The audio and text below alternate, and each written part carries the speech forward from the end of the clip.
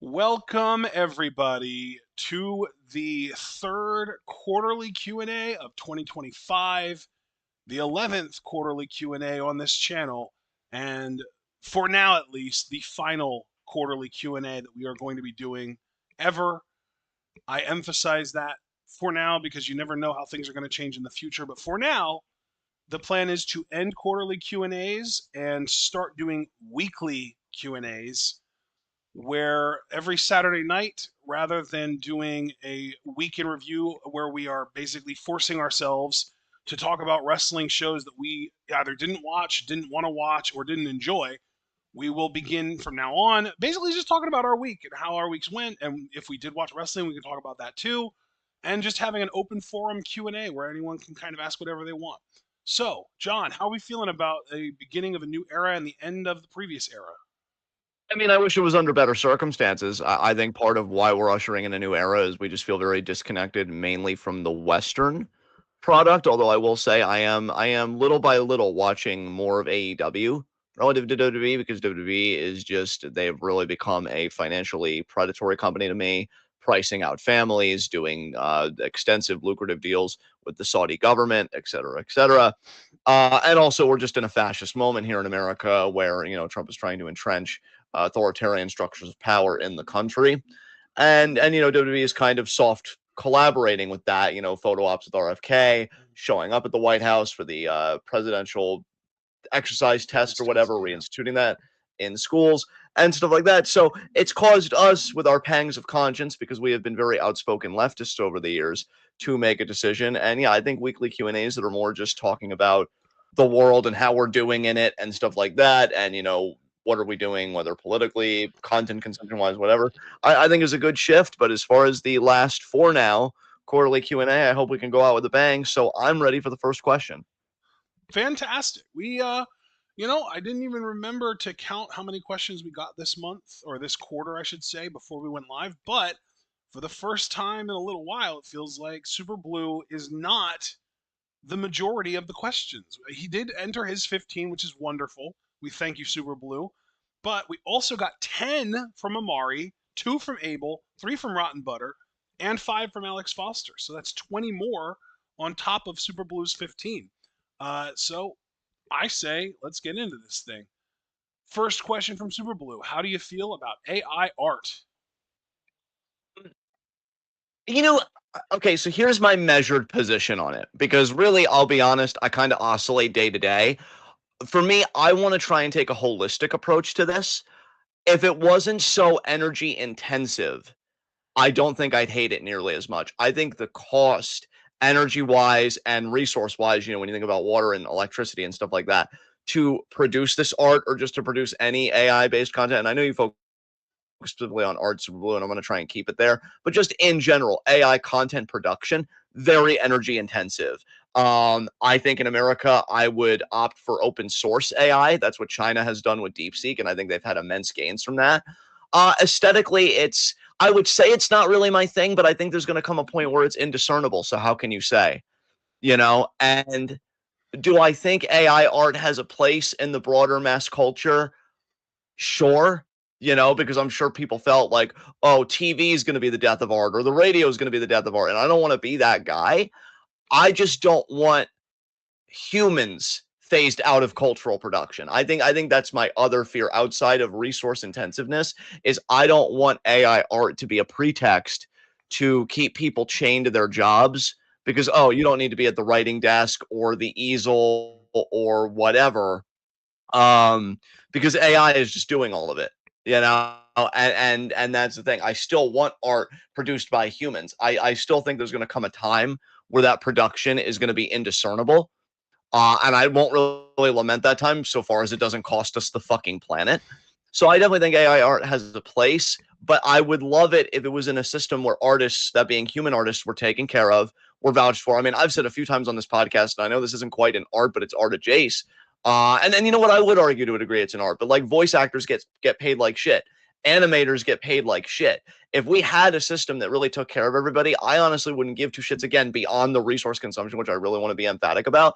But given that we're already in a society of such inequality and we know that AI under the thumb of the ruling class is just going to support and put forth the homogenization of culture and phase humans out so that, again, they could just be pure labor, just reduced to their labor.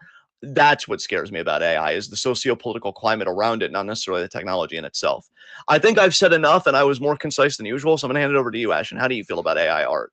I have a very similar take to you, but I do want to just add some more nuance to it. So my big thing is I am very strictly AI art in terms of capital. If you are using AI art to make money, you are a fraud. You are violating copyright law. You are stealing from real artists who deserve to be Yes. paid and credited for their work, because that's all AI is. All that AI art Yeah. is an amalgamation of art that already exists. It's not unique. It's not creative. It does not come from a human mind. It is a uh, sort of a fusion of all kinds of different pieces of actual art that real humans made. And the real problem is becoming that now, because there is so much AI art, the AIs making the AI art are starting to have a significant portion of their like pool that they draw from to make their art also be AI art. So now the AI is like Ouroborosing itself, where it's like a snake eating its own tail, and you've got so much AI art out there that now AI one creates hundreds of thousands of pieces of AI art, and then AI two, in its attempt to make a piece of AI art, is looking for art to be drawn from, and it ends up drawing in a significant amount of other AI art from AI one because of how much is just out there. It's proliferated. You've got so many YouTubers, and I'm not even talking like us tier, like 2,000, 10,000, even 50,000 subscriber type YouTube channels. I'm talking millions and even tens of millions of subscriber level YouTube channels using exclusively AI to make their thumbnails because it's clickbaity, because people click on it. And it's disgusting because you know it's AI, and because you know it's AI, you know that an artist was not paid to make that. Even though there's a really strong chance that an actual thumbnail artist probably had their art used to inspire that AI art thumbnail. And it's a real problem. I think that we are in such a horrible place politically right now because of the fact that the government is run by these septuagenarians, octogenarians, like all of these super duper old boomers, and even some golden generation people, and I would even say older Gen X people who do not understand the ramifications of AI art, or if they do, they care more about the money they can make by buying and selling the stocks that are benefiting from the AI boom that we're experiencing right now, the AI bubble. Uh, I think it's going to take a youth movement in politics to get any real AI regulation to happen. I'm very happy that the 10-year ban on AI regulation did not go through as a part of Trump's big ugly ass bill that got put through the Senate and House in July. But at the end of the day, I'm still worried that we're not going to get to regulate it quickly enough. So AI art is definitely a problematic thing when it comes to people making money from it, because of the fact that then the artists whose art was used to feed that AI are not getting credit or paid for their work. But like, if you're just fucking around, like I'm sure that most of us have in the past, and making funny AI art to show your friends and have some fun with, I don't really have a problem with that. Past, like John mentioned, the energy usage, the water consumption, that kind of stuff. I think every point you made was salient. I also, too, just because I try and be conscientious of this whenever I can be, I do think AI, even on the artistic side, if we could find a way to regulate it to cut down energy consumption and really just to, no big deal, just change the socioeconomic order. I also do think it could potentially remove some barriers to entry for art for, say, disabled people that, may want to use AI as kind of like a prosthesis of sorts. It's kind of an auxiliary to make their own art. I do see a lot of positive in AI. Again, I don't want to be technophobic. I don't want to be like a Luddite, which for the uninitiated, that's somebody that is just very averse to technology and wants to go to a more primitive time. I do think AI So has basically a the same lot. thing as technophobic. Exactly. But yeah, I mean, essentially, I think AI has a lot of promise, and it is going to be a revolutionary technology, but it's never going to achieve that revolutionary potential if it's in the hands of a reactionary ruling class that only cares about profit extraction and just, whatever. So I think you made great points. I'm glad I focused on the environmental angle. I think we can move on to our next question. All right, perfect. Our next question from Super Blue is: does AEW need women's tag titles, and if so, why?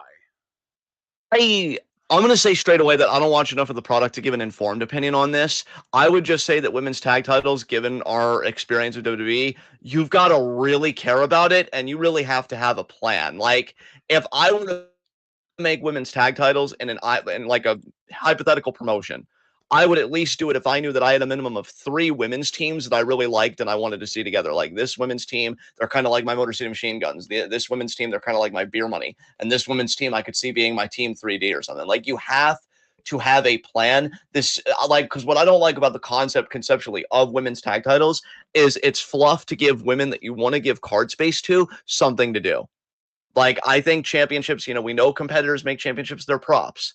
They're props, but props should still move a story forward or still have enough going for them that they, can propel competitors in their momentum forward. So just on its face, I'm against it, but I haven't watched enough of the product to make an informed opinion. But I think if you're going to do it, you have to have a plan. I would say you have to have a minimum of at least 3 teams to get a foundation for a division. And if you want more, that's fine. Again, this is just my opinion. But I think traditionally it just doesn't really work. But we'll see if AEW can turn the tide. How do you feel about it? I would say, here's my thing. Do I think that women's tag team wrestling can be amazing and produce match of the year contenders and just draw money and all of the good things that something really needs to do to justify its existence in pro wrestling? Absolutely, yes. Of course it can. We've seen it in Stardom for years. Stardom's tag division is amazing. We've both had Stardom matches that were tag matches in our match of the year categories several times over the course of the last 8 years, uh, 7 years, I guess it would be. But at the end of the day, this is a question about AEW, and I don't trust Tony Khan to book women right now when all he's worried about is singles titles. So why the hell would I want to trust Tony Khan to book an AEW women's tag division? Exactly. Yeah. Yeah, like women's tag titles are a great idea in the hands of the right person. Tony Khan is not that person. All right. I don't know if you could be more emphatic than that. Next question. Should American wrestling companies be worried about ICE going after their Latino and Hispanic wrestlers? Probably. Yeah, absolutely. I've thought about this too a lot. So really, this is a very timely question. I'm also going to say yes because I mean, listen, if ICE can go after a Hyundai plant, with those South Korean workers that were meant to train American workers, and it was part of a like kind of foreign like international agreement. Which, by the way, the woman that called ICE, because there was a woman that owned up to it that apparently is running for Congress, she cost her state of Georgia billions. I mean, that was going to be a boon for the state of Georgia, and she fucked it all up. So, once again, showing that racism is absolutely profitable. Absolutely fucking works, of course.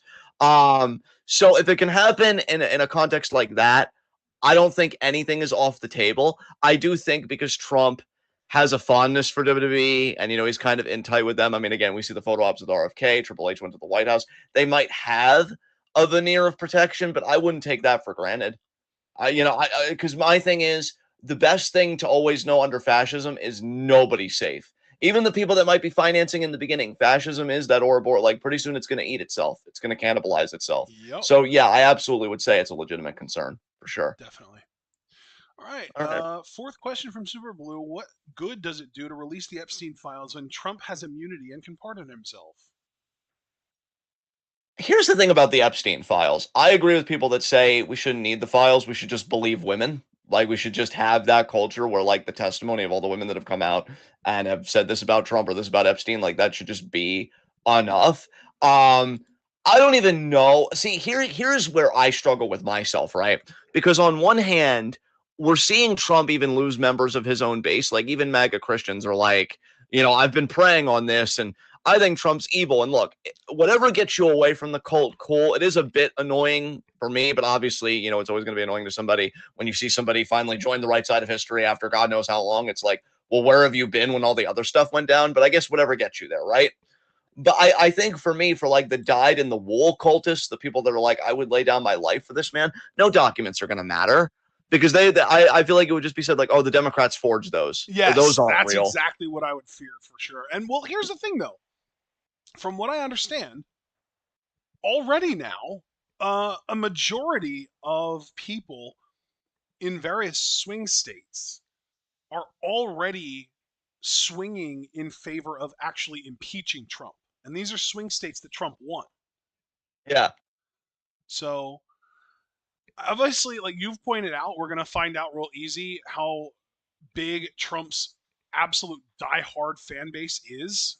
Uh, I'm hoping that it's not as big as is currently being let on, but I do agree with you that a huge problem is going to be even if the Epstein files do get released, a serious chunk of people are going to just say, "Oh well, the reason it took this long for it to be released was so that the Democrats could finish forging it."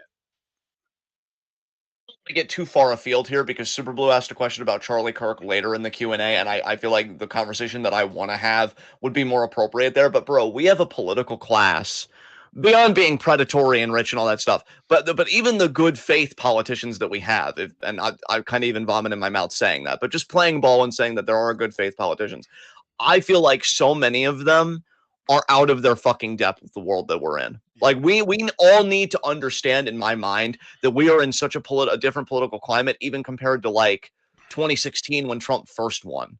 Right? I think we're decidedly in a post-truth era. I think you could see that with the way the FBI is acting, which Jesus fucking Christ.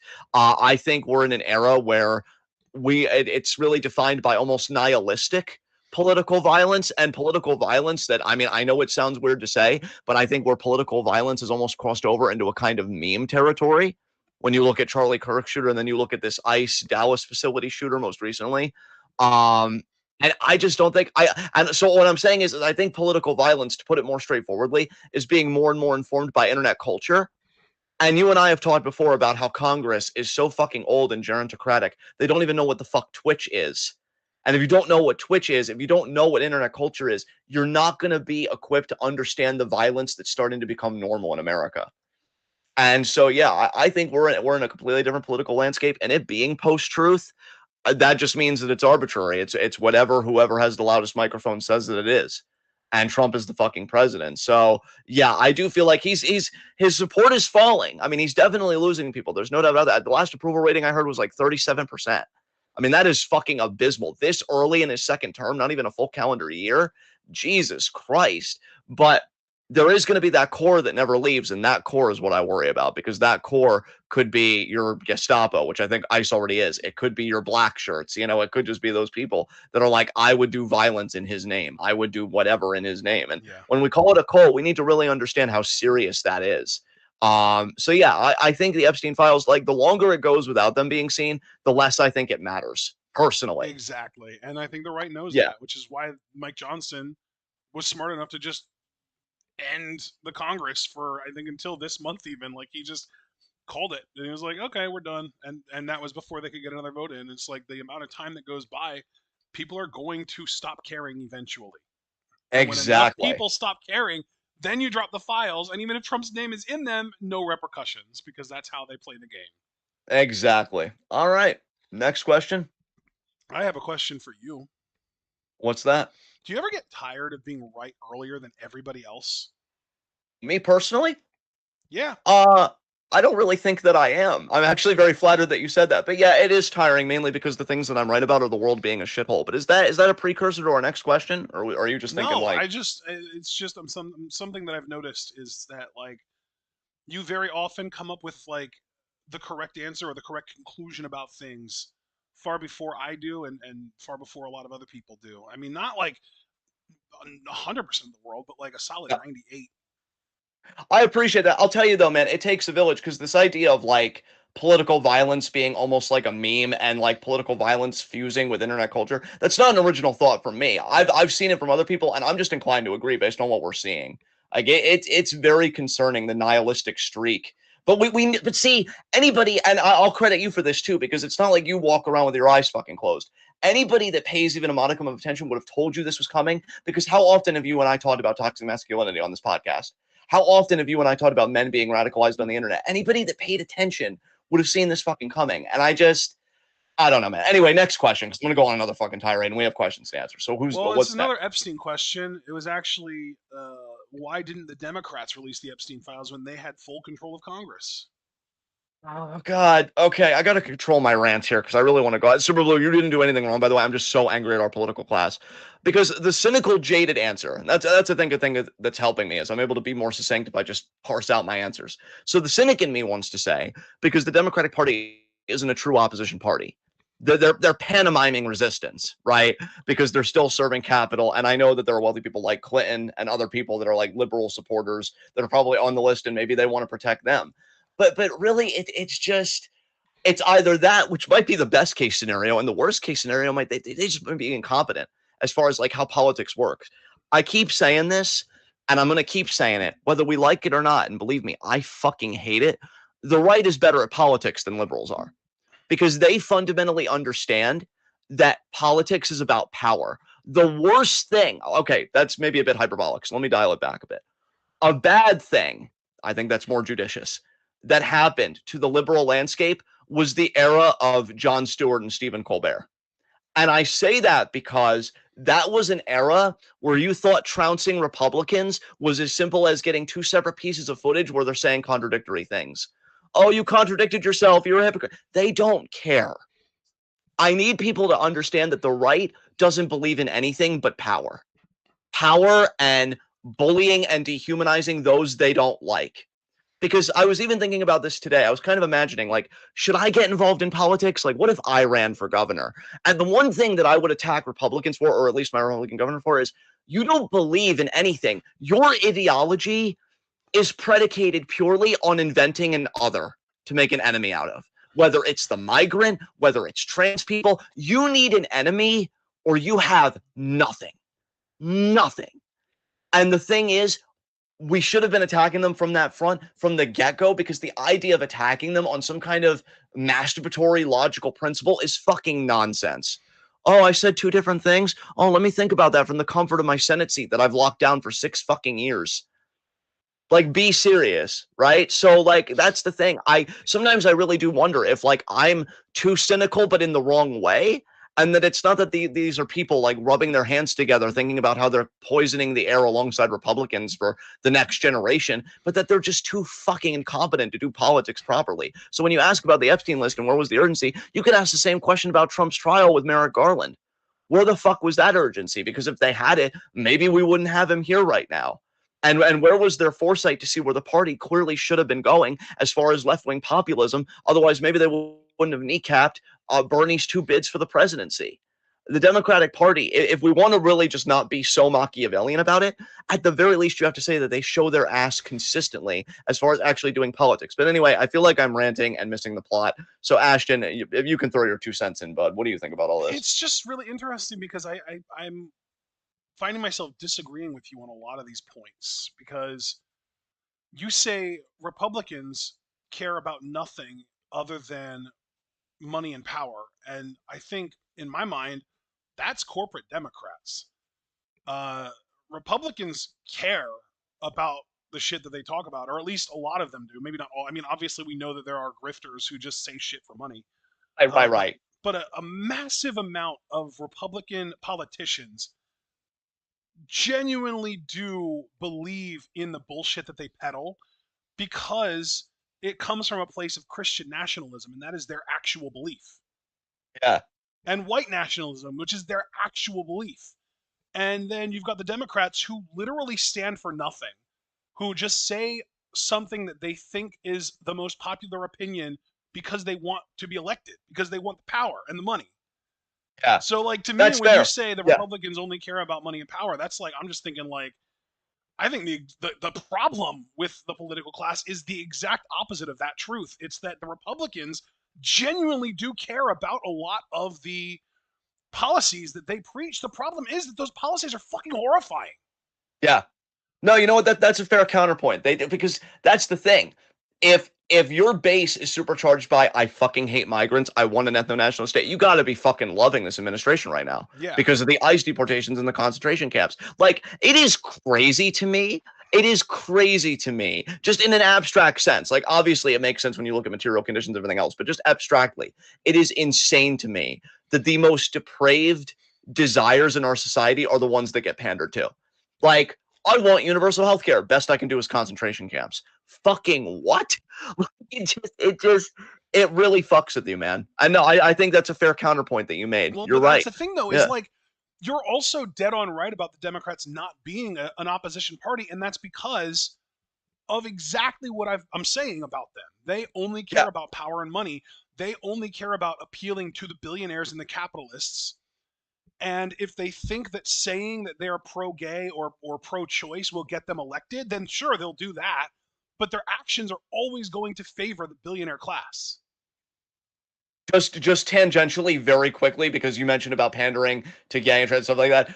I hope everybody sees corporations for what they are because how they have complied in advance with fascism after doing all of like the rainbow months and like trans acknowledgement month or whatever the fuck. I mean, Like dude, it's that all even fucking applies hollow. to WWE. WWE hasn't acknowledged Black History Month in like 2 years now. They are Yes. completely ignoring all of the diversity celebrations that we used to have, and it just completely gone. And that's, if you want to blame Triple H, you can blame Triple H, but I think it's probably more of a TKO thing. Um, but that is just a microcosm of something that's happening in the entire country right now. The companies that are still celebrating Black History Month and still celebrating LGBTQ pride, those are the companies that might actually just be real ones, or at the very least, they understand long term thinking and they don't want the shit to blow back on them like Target. Yeah, really. No, I think you made very salient, worthwhile points, man. I appreciate your counterpoint on that. I've got nothing else to say without being, kind of circular, and I'm really trying to be good about that. So we can move on to our next question. Well, actually, I never even got to answer the question, which was why didn't the Democrats release the Epstein files when they had full control of Congress? And I do think that that comes back to them wanting to protect the billionaire class, because the billionaire class is the exact class that's full of people whose names are in the files. And to be fair, plenty of Democrats in the Epstein files too. We know Bill Clinton's in there. Yeah, absolutely, absolutely, 100% So right. they didn't release them because they wanted to protect their people, and now they're harping on the Republicans to release them because they are trying to stir up votes because they know that it can't actually go through without Republican support. They know the Republicans are never going to support it, so they just shout from the rooftops, "Release the Epstein files! Release the Epstein files!" Because it's stirring up drama, it's making people swing votes, and it's going to lead to more Democrats getting power and money. There you go. All right. How much you want to bet that the Epstein files don't get released during Trump's regime? A Democrat takes the White House in 2028, and it still doesn't happen. They stop talking about it entirely. Dude, absolutely. And again, just a quick tangential point about all that. What you're saying about the Epstein file, first of all, I think is 100% correct, and that's also why the progressive Democrats that are saying we're going to need new Nuremberg trials when this is all over, Yep. that's not going to fucking happen. No, it is That's not not. going to fucking Well, and even if no. it does, the Nuremberg trials were fucking easy as hell for the people going through them. We were so easy on them. Yeah, really. Like Like, what I'm t- Nuremberg trials? The ones where the U.S. fucking engulfed the majority of the Nazi science division? Yeah, exactly. Dude, I'm telling you, the one thing that we were going to pay, and we are currently paying such a steep goddamn price for, is not having a genuine accountability culture in this country. Like, accountability is just a word, it's a husk, it doesn't mean anything. And, like, we are paying for it now, and we're going to continue to pay for it. But anyway, anything else you want to say, please say it, and then I'm ready for our next question. Next question is, do you think it's going to take another 7 years for WWE to do another Evolution pay-per-view? I mean, probably. I mean, again, like I really can't say. I mean, the Evolution 2 was, I think, a huge success in that main event. I mean, that's probably still going to be my match of the year, and especially with Naomi winning the title with the cash in. But like, culture is going further right. Culture is becoming more reactionary, and like, I do think it's going to be a long time. And then they're going to be like, oh yeah, we've always supported women. Oh really? Okay. So yeah, I'm gonna be jaded and I'm gonna say yes. It is gonna take a long time for another evolution. How do you feel about it? WWE Evolution 2029 in Riyadh, Saudi Arabia. Dear God. And then Triple H being like, "We're happy to be a part of the social progress in Saudi Arabia." It's like Exactly. See, you do see the vision. I'm pretty sure I saw that woman have to drive with a male chaperone. I don't know how much progress we've fucking made. But she's Uh, allowed to drive now. That's huge. I hate everything. God, I hate everything. We No, promise John. we won't stone her to death for this. Oh, God, no, John. Keep it together. You're doing so well right now, John. Come on. Just a handful more questions. Next Uh, question from Super Blue. Next question from Super Blue. If Hulk Hogan didn't exist, who could have paved the way for wrestling to become pop culture? Macho Man could have done it. Oh my Macho Man God, immediately comes to my mind. yes. Macho, dude, I was thinking Jesse Ventura. I think that's also an excellent choice. So I'm going to say Macho Man. You say Jesse. I don't know if I could think of anybody else. Because Ultimate Warrior, I don't I think mean, would have had the staying power. That's why I said Andre the Macho Man over. Giant already kind of did. Andre was literally in, what was that fucking movie that he was in? Uh, Something Wind. I Princess forget the Bride? name. No, well, yeah. That's what it was. Princess Bride. Yeah. Andre was in the Princess Bride. Roddy Piper's another good answer. He was in They Live. Yeah, fucking John Carpenter, brilliant ass. Yeah, Fucking love John Carpenter. But yeah, I I think think that wow. I think that Hulk Hogan's part in making wrestling mainstream is significantly overplayed, especially by wrestling fans, because we're so desperate as wrestling fans for the thing we like to become mainstream and for it to be like popular and not made fun of, that we see the 80s where Hogan was like on talk shows and in movies and stuff, and we're like, oh man, he really did the thing. But like, no, people were making fun of him during that time too. Like, Hogan was getting made fun of just as much as like John Cena does these days. If anybody really did it, I think whether you like him or not, and I know he has skeletons in his closet, I feel like Austin did it more than anybody. Austin was a fucking I mean, if you revolution want the in the real business. answer, it's Dwayne.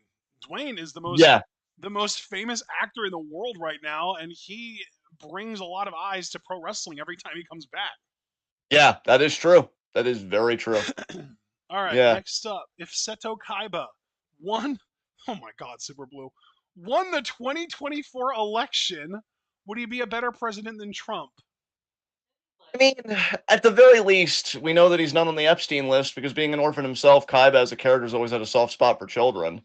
And I don't know, he'd In an probably empathetic way. yeah, he'd probably care for them more. But then, like, he would change the rules of elections where he would turn elections into a Duel Monsters tournament, which low key kind of based Based? since we're yeah, since we're, al- since since we're already in a shithole. I personally consider that an improvement over the Electoral College. I mean, But look, if you are intelligent and strategic enough to win a Duel Monsters duel, I see that as you're being qualified to be president. I mean, fair, honestly. I don't. The bar's in hell. Who am I to say anything? I just know that. I mean, I already was never going to be president, but if it became a Duel Monster tournament, I would absolutely never be president. I'm that guy that loses on the first turn. But then that's why I would secretly back you from the shadows, and I would fund your operations so that you'd have the best cards to use. Yeah, Uh, you can't enter a duel these days without a hand trap to stop your opponent from beating you in their turn. exactly. But I want to give you a chance to answer this too. How do you feel a Seto Kaiba presidency would be for all of us? You know, another oligarch, ruling everything. It I'm would be sure. so much better than this because of what you said, because about the child thing. Yeah. I do worry that he might be pro life Oh, yeah. Yeah. or really forced birth. Um, but I mean, everything. Think basically just Trump light. Like he wouldn't be as bad as Trump because all of the negatives of Seto Kaiba, Trump's already worse about. Yeah. So and Seto Kaiba has redeeming qualities, unlike Donnie. So anyway, next question: should going to war be put to a national vote? And he did accompany this with a video that basically the guy in the video explained that in 1935 and all the way through to 1940, there was a senator who was trying to get uh, a constitutional amendment passed that would require the population of the country to vote on whether we would declare war on a country or not. And it would require, I think either a 2/3 or a 75% majority, supermajority, I guess it would be, in order for it to pass. With the one exception being if another country attacked us. If another country attacked us, then it's fair game for the politicians to declare war. But otherwise, the population would have to almost unanimously agree on it. And apparently, it was also attempted as early as 1916, or a version of it, with an amendment in the 1916 version that anyone who voted yes on going to war would also be enlisted to be in the army as well. So Super Blue is basically asking if he thinks, or if we think, that that would be a good idea. I'm gonna be honest. I would love that mainly because I consider myself at least a radical Democrat. Small D Democrat is in I believe in the political philosophy of democracy, Right. right? And I don't even think we have true democracy. What we have is autocratic oligarchy. Yeah. And I feel like any part of a genuine radical democracy, war is a perennial question. And I'm telling you, if they would leave war up to us, I don't think, and maybe this is excessive optimism to people. I genuinely don't think we'd see another war for like 100 years. I think we have such an anti-war generation right now because I think 9/11 was a collective scar, and the Iraq invasion. I won't even call it a war. We slaughtered millions of innocent people who didn't even have anything to do with the fucking attack. But I think that whole event, 9, and I say 9/11 is an all-encompassing term. I think that was a scar on the collective psyche of the American people, and I think it was the closest thing to like our generation's nom, and we just said never again. Um, and so, yeah, you did have it as like a truly democratic kind of vote. And then I think also because I'm uncomfortable with forced conscription, even with people that would say yes. So I think anybody that would say yes, I would have a box underneath. If you're voting for this war, would you be willing to fight it and have that be kind of a volunteer thing? Because even again, if you are in favor of something, you could be in favor of it for moral or ideological reasons. Not that I think war is ever moral, certainly always ideological. Um, but yeah, I You think know I would what have a though? That's my thing. You just said it. War is always moral and ideological. yeah. So if somebody's saying yes to go to war, why shouldn't they be expected to suit up? That's yeah, I don't know. I don't know. Maybe I have a squeamishness because of the whole 9/11 thing. Maybe I was kind of projecting there in a way. Um, I just hate the idea of like sending anybody to their death. But if they say yeah, like I feel like anybody that says yes, you should understand what war is because I feel Yeah, like that's yeah, exactly my point though, is like if you say yeah, yes to going with war, like you need to understand the ramifications of going to war, and rather than just sort of this like vague idea of like troops are going to go over there, you should have to think about it in terms of, if I say yes to this, I might have to go over there. yeah. Like this isn't something that someone should take lightly. It's like that yes check mark for whether you're voting to go to war or not shouldn't just be a light like, oh yeah, sure, let's go to war. Let's send, a bunch of unnamed soldiers that I know nothing about to war. That should weigh on somebody's consciousness. And I think that a great way to make it do that is for them to have to sign up to go if it gets yes vote. I think also like I do think because again, phasing out the worst aspects of global civilization or even society on a more microscopic level does take time. It does take generations. So I do think a radical, I keep saying radical, but let's just say like a genuinely democratic vote would be a start. But I would hope that the end game would just be phasing out war as an institution. Because if you can do war with something, there have got to be other foreign policy answers. Because for me, I believe that revolution should always be organic and internal to a country's borders. So, like, say, for example, I have been saying, and I still believe this for the record, that there needs to be military intervention against Israel because Israel is not just doing genocide in Gaza. I mean, they are fucking with the entire Middle Eastern region. Syria, Qatar got bombed recently. Yemen, they wiped out the PM and his cabinet.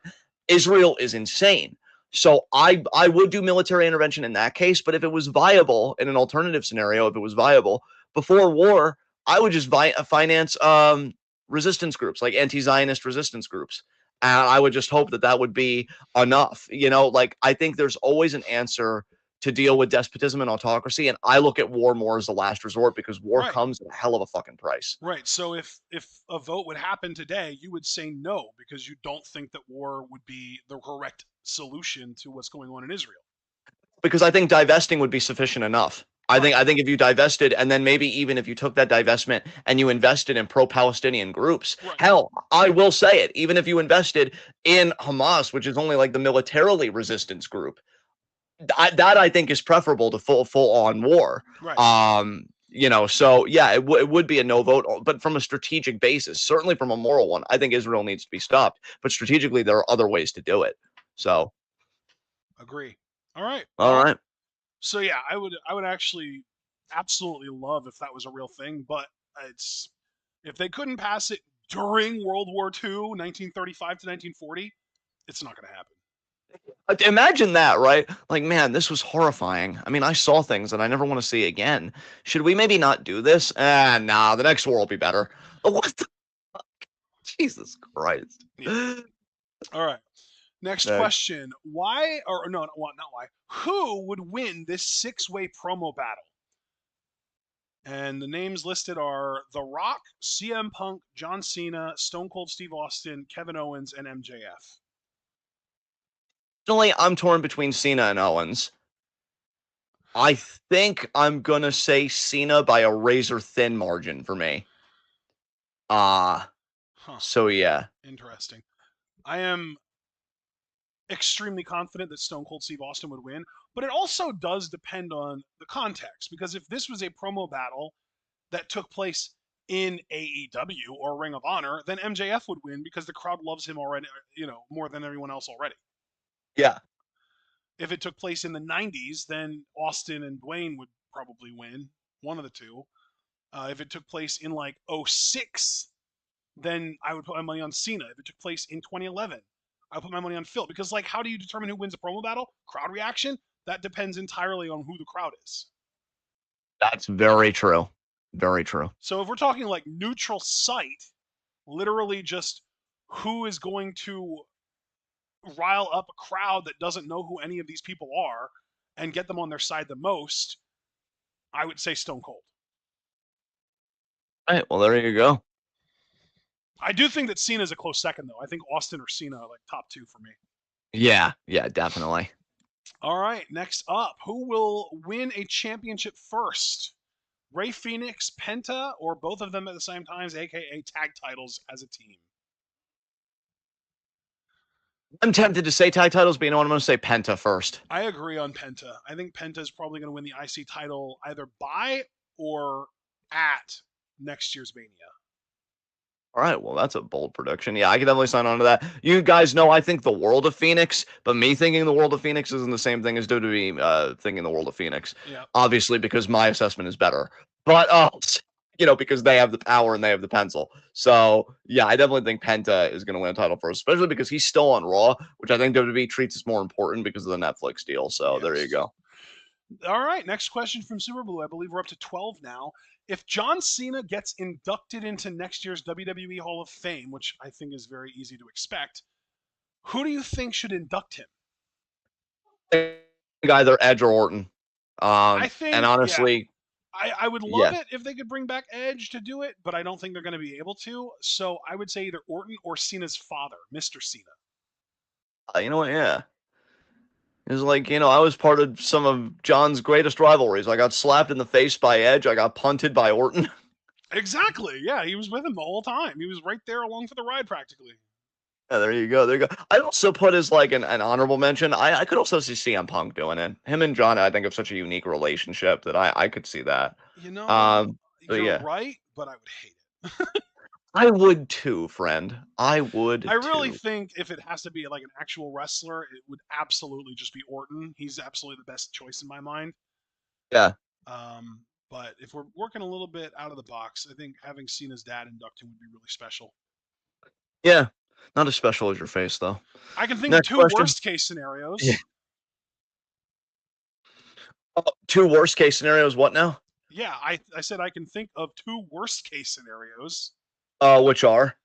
The nose knows. He had some feuds with Cena in the 2000s, Yeah, and he's got enough of an ego to have himself do it. yeah. And the God true damn. worst case scenario is old Vinnie Mac.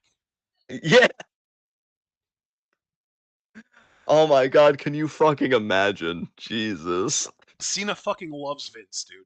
It's not out of the I cards. I know. And John, what are you doing? Yeah. So God. next question from Super Blue, and this is the one that you said that you wanted to talk about a little bit more. How do you feel about Charlie Kirk getting shot?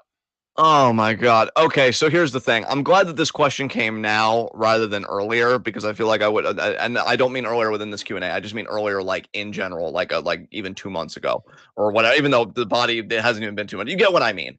Point being that I would have been far more turned up and far more aggro. I feel like I've mellowed out, and we need to look at this holistically. So rather than how I feel necessarily about Charlie Kirk dying, which I'll get that out of the way. I couldn't give two shits. He was a bigot. He wasn't a debater. He was a content creator and a propagandist who, with the magic of editing, to use the phrase somebody else, because again, this came from somebody else's Facebook post that I agree with, but also it's just true. If you pay attention to how the right wing, quote unquote, debates, they use editing and they use fucking gotchas to make it seem like, oh, you see these liberal college kids, we're all screwed. These cultural Marxist institutions are ruining the next generation when he doesn't know what the fuck he's talking about, but he doesn't care because, again, it's all about peddling a Christian nationalist, fascist, white supremacist point of view.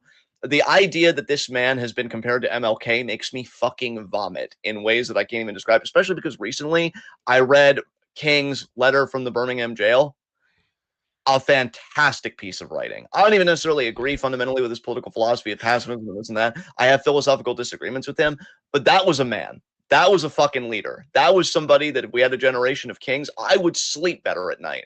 But no, now we've got Turning Point USA being fucking exported to South Korea, and now we've got other kids. I saw a video recently where HBCUs banded together to kick out like Charlie Kirk MAGA supporters that I guess wanted to pull the stuff he did, set up a little debate table and be like, oh, change my mind. They kick them the fuck out, which I'm proud of those students because that's what you do with fascists. Hell I think fucking yeah.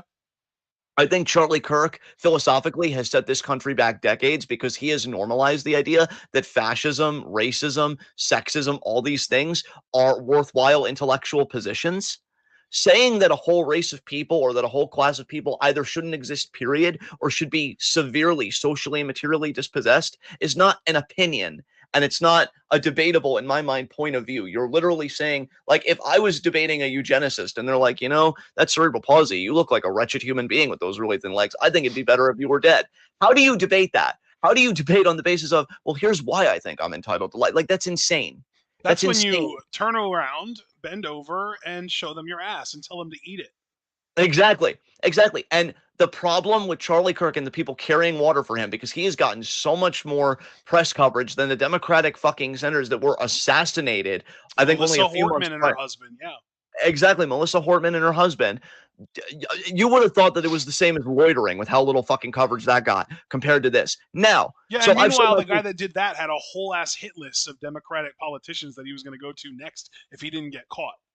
Exactly, exactly. So I've said my piece about that. He was trash. He's always going to be trash. And the people, by the way, because again, I just have a lot of venom inside of me, and I don't blame anybody that wants to hold this against me. I kind of hold it against myself. But everybody that's like, you shouldn't be laughing or celebrating because now Charlie Kirk will never get a chance to change and be a better person. First of all, I am never going to police the emotions, especially of black people and people that have been historically fucking disenfranchised in this country. Yep. So if they want to do TikTok celebrating, that's whatever, that's their prerogative. Okay, I'm not going to tell them what to do because it's really funny the times that you chose to have volume. Just going to put that out there. Second of all, oh my God, I blacked out for my own rage. I didn't even fucking know where I was going with any of this. Second of all, so about that, you know, these are people, the right has also fomented this culture when Palestinian protesters got roughed up at universities, when Democratic senators, politicians get roughed up. They're like, oh yeah, I think this is great. So like, check your own house first. And then also just like, I don't think anybody cared about this man. I don't think anybody. See, the funny thing is Charlie Kirk has meant more now in death than he ever did in life. Because in life, actually, no, I remember the original point I was going to make. I want to come back to that because I was going to say something important there. But I remember the original point I was going to make. The dude made a boon off of being a bigot. His net worth when he died was $12 million. Which, granted, relative to Peter Thiel, Elon Musk money isn't a pot to fucking piss in, but it's still more than you and I can boast about right now. Still more than a lot of people can fucking boast about right now. And he made that money saying that when I see a black pilot, I hope they're qualified. You should give up feminism and submit to your husband, Taylor, referring to Taylor Swift marrying Travis Kelce or being engaged right now. The Civil Rights Act was one of the worst things to happen to black people. MLK was awful. He made money off of this shit. He wasn't going to, when you are able to incentivize something in a world, because I think also Charlie Kirk, like all of us, in his own perverse way, to show even a shred of empathy, is a victim of the prevailing ideologies of our time. When you have an ideology and a socioeconomic order that reduces and profanes everything to capital, there is no beauty, there is no transit, there is no any, well, I mean, there is, but it's just the sense that it all gets reduced to a quantitative amount, right? It all gets reduced to $1. And when you are in an ideology where profit is everything, and if you can even make money off of being a disgusting bigot, do it. What chance did he really have to change? And I think it's very telling when the one thing you could say about a person that was fucking awful was that they procreated. Are you fucking serious? Same thing with Brian Tyler. He was a father. Okay. Oh So wait, he you inseminated. did cut out a little bit there. Just to be clear, you're talking about Brian Thompson, the former CEO of Healthcare United. That's correct. Yeah, because it was the same thing they said about Brian Tyler. He was a father. Okay, so you successfully inseminated someone? I know Chris won't pick it up, but I'm fucking golf clapping. Like, have higher standards. And then finally, my last point, and I'm sorry for unloading like this, but I feel like this is probably the most verbose question I'm going to have. But he has meant more in his death than he ever did in his fucking life, because now the right wing and everybody are using him as a political cudgel for their own fucking purposes. Oh, the left is full of violent extremists. Oh, we need to take care of trans people, which, by the way, I also need to say this. For every left-leaning person that was like, oh, if they're left-wing, congratulations, you screwed it up for the rest of us. Okay, I get your anger, but you need to understand fascists will invent a pretext to do whatever the fuck they want because they're fucking fascists. Yep. If it wasn't Tyler Robinson, it would have been something else. Okay. So, like, I'm not even, hot take here. I'm not even going to blame him for shit. Do I think it was the right thing to do? Not particularly. I don't really think it was a blow against fascism. I don't think it did anything materially in the struggle against fascism. Granted, I think it's one less propagandist to worry about. And I do think also long term, the movement might have been harmed because I think a lot of people were looking at Charlie Kirk as a potential Republican presidential candidate.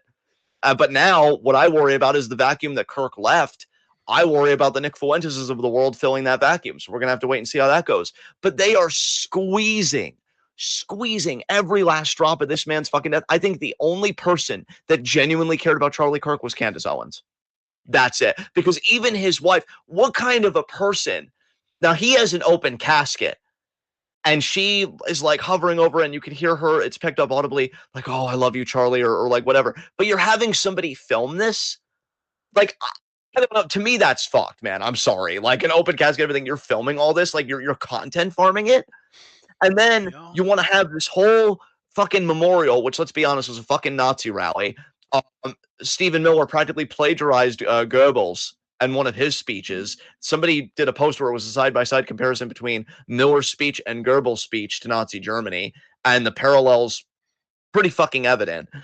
And then Erica Kirk is like, oh, I forgive him, which, here's the thing, to me that comes off performative personally. But even if you were like, John, shut the fuck up with your cynicism for 2 seconds and just think she was sincere. Okay, well then that's immediately undercut by Trump being like, I don't agree with Charlie, I hate my enemies. On a national fucking platform.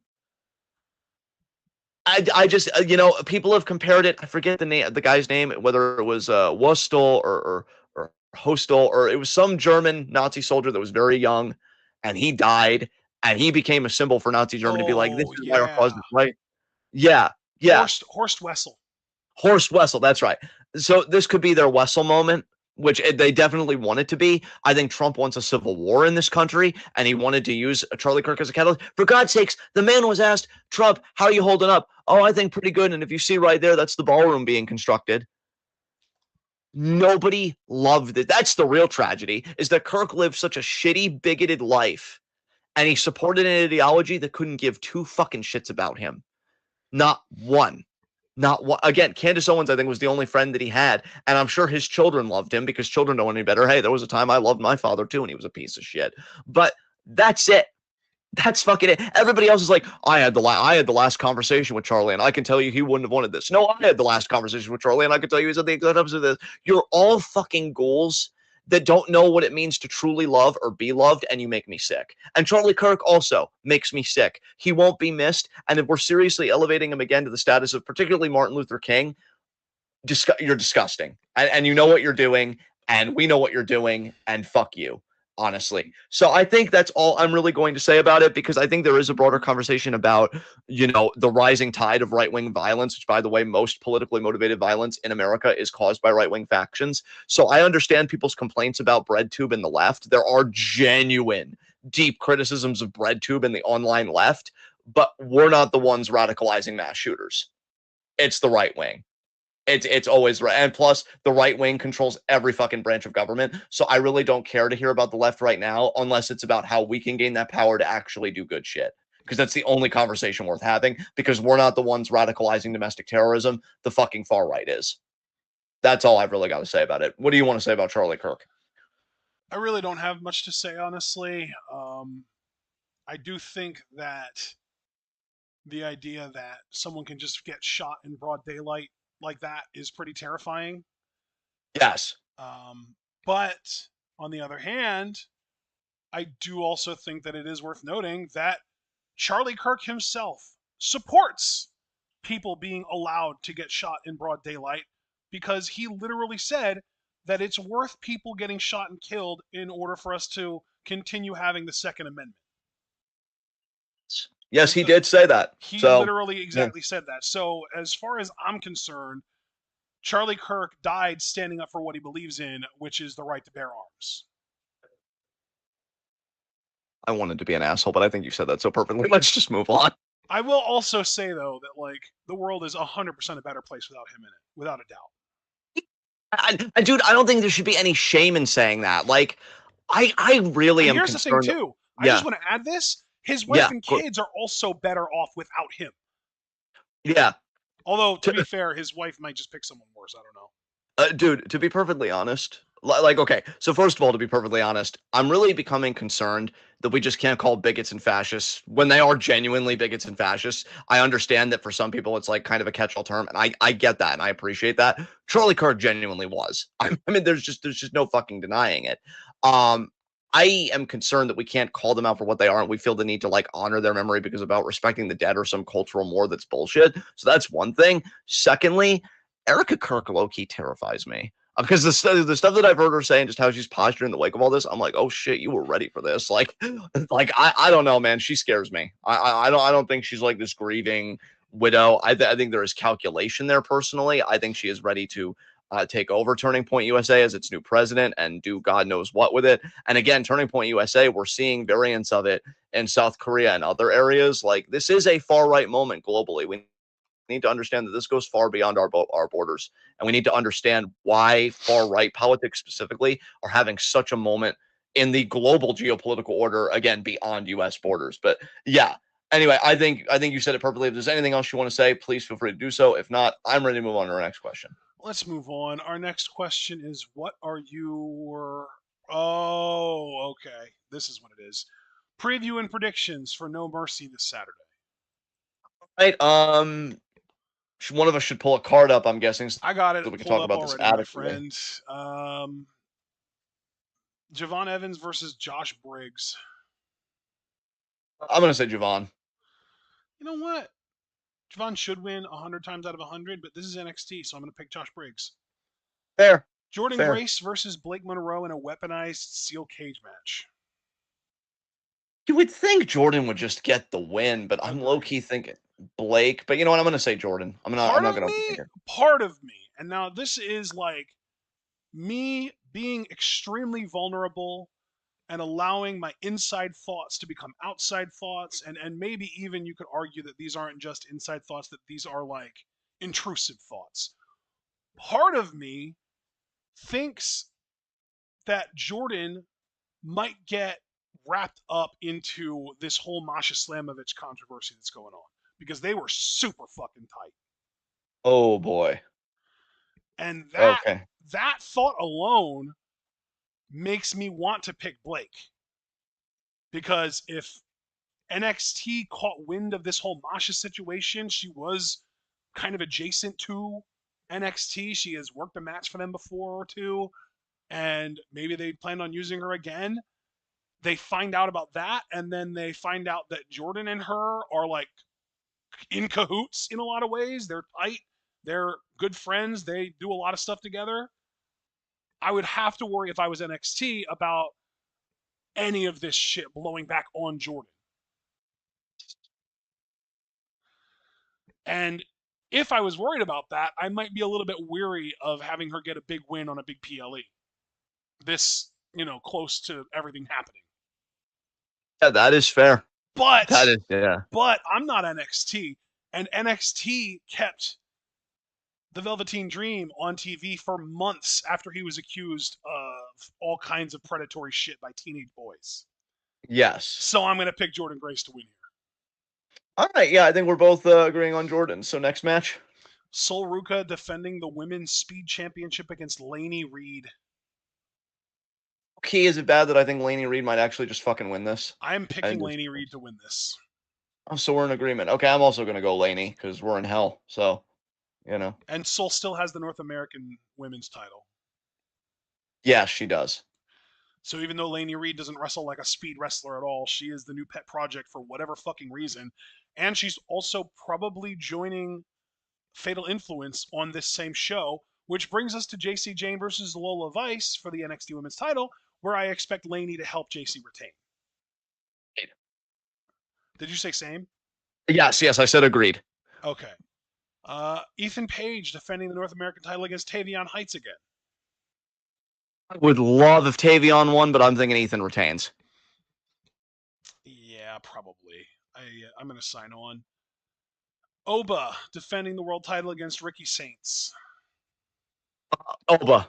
Yeah. Oba retains. I'm a little worried that Ricky's going to win here. It kind of feels similar to when Ethan randomly won the world title from Trick, even if it wasn't a four-way match, just because it feels like they're like really getting behind Ricky now.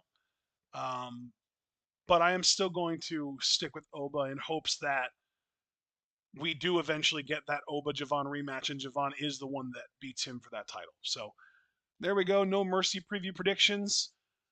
Final Super Blue question. How do you think Amazon, I guess this is more like a what do you think about Amazon having to pay $2.5 billion for losing this lawsuit that they just lost?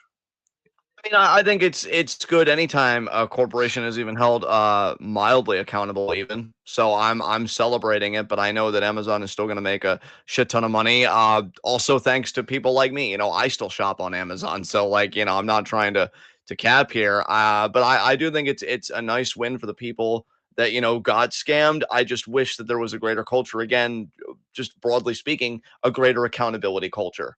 And so yeah, I mean, I'm actually surprised this happened, but this might have been like an old ruling or whatever from the Biden administration, when people were actually competent at their jobs. And we'll see if it doesn't get fucking tampered with, and if it'll go through. But yeah, I cackled when I saw it.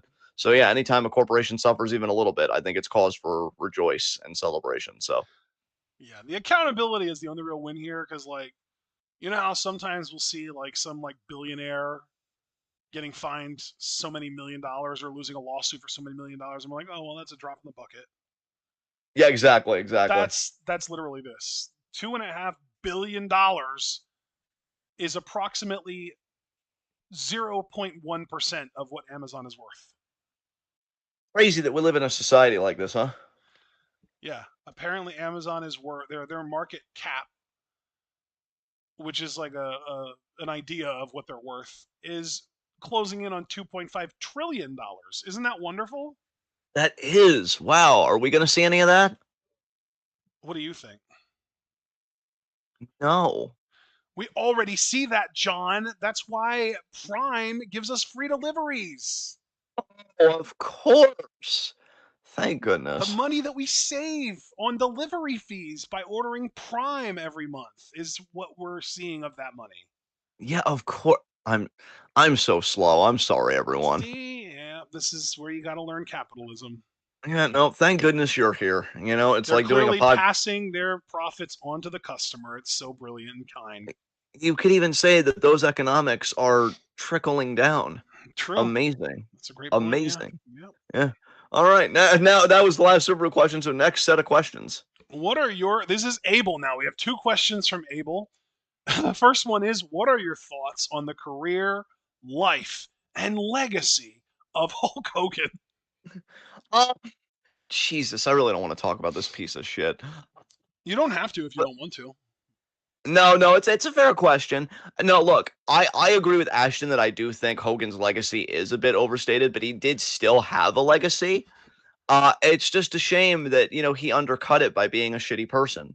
I mean, because that's the thing, like, don't think, guys, and that's the thing. There was a time where I was a Hulkamaniac when he had his early 2000s kind of Renaissance run. I was about it. I actually credit him for even making me aware, and really WWE for paying the licensing fee, for making me know who Jimi Hendrix was. I fucking love Voodoo Child. It's still one of my favorite wrestling themes, that I've heard.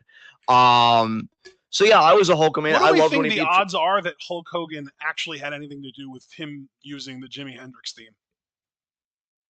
Um, I don't know. A part of me thinks pretty high, but then another part of me probably thinks like, well, Vince wanted NWO Hogan, and he's like, oh, if we're doing NWO Hogan, like this is where I want to, kind of take it. So yeah, I mean, I always preferred that to Real American. So there was a brief period where I was a Hulkamaniac. I popped when he beat I'm Triple H for gonna the Undisputed I'm title. gonna throw out a guess here that it was Eric Bischoff's idea in '96 to give Hogan Voodoo Child. You know what? Yeah, that makes sense. Bischoff always seemed like he had his finger on the pulse at the time Yeah, and Hulk of stuff Hogan like is that. racist as fuck, so why would he want a black guy singing his theme song?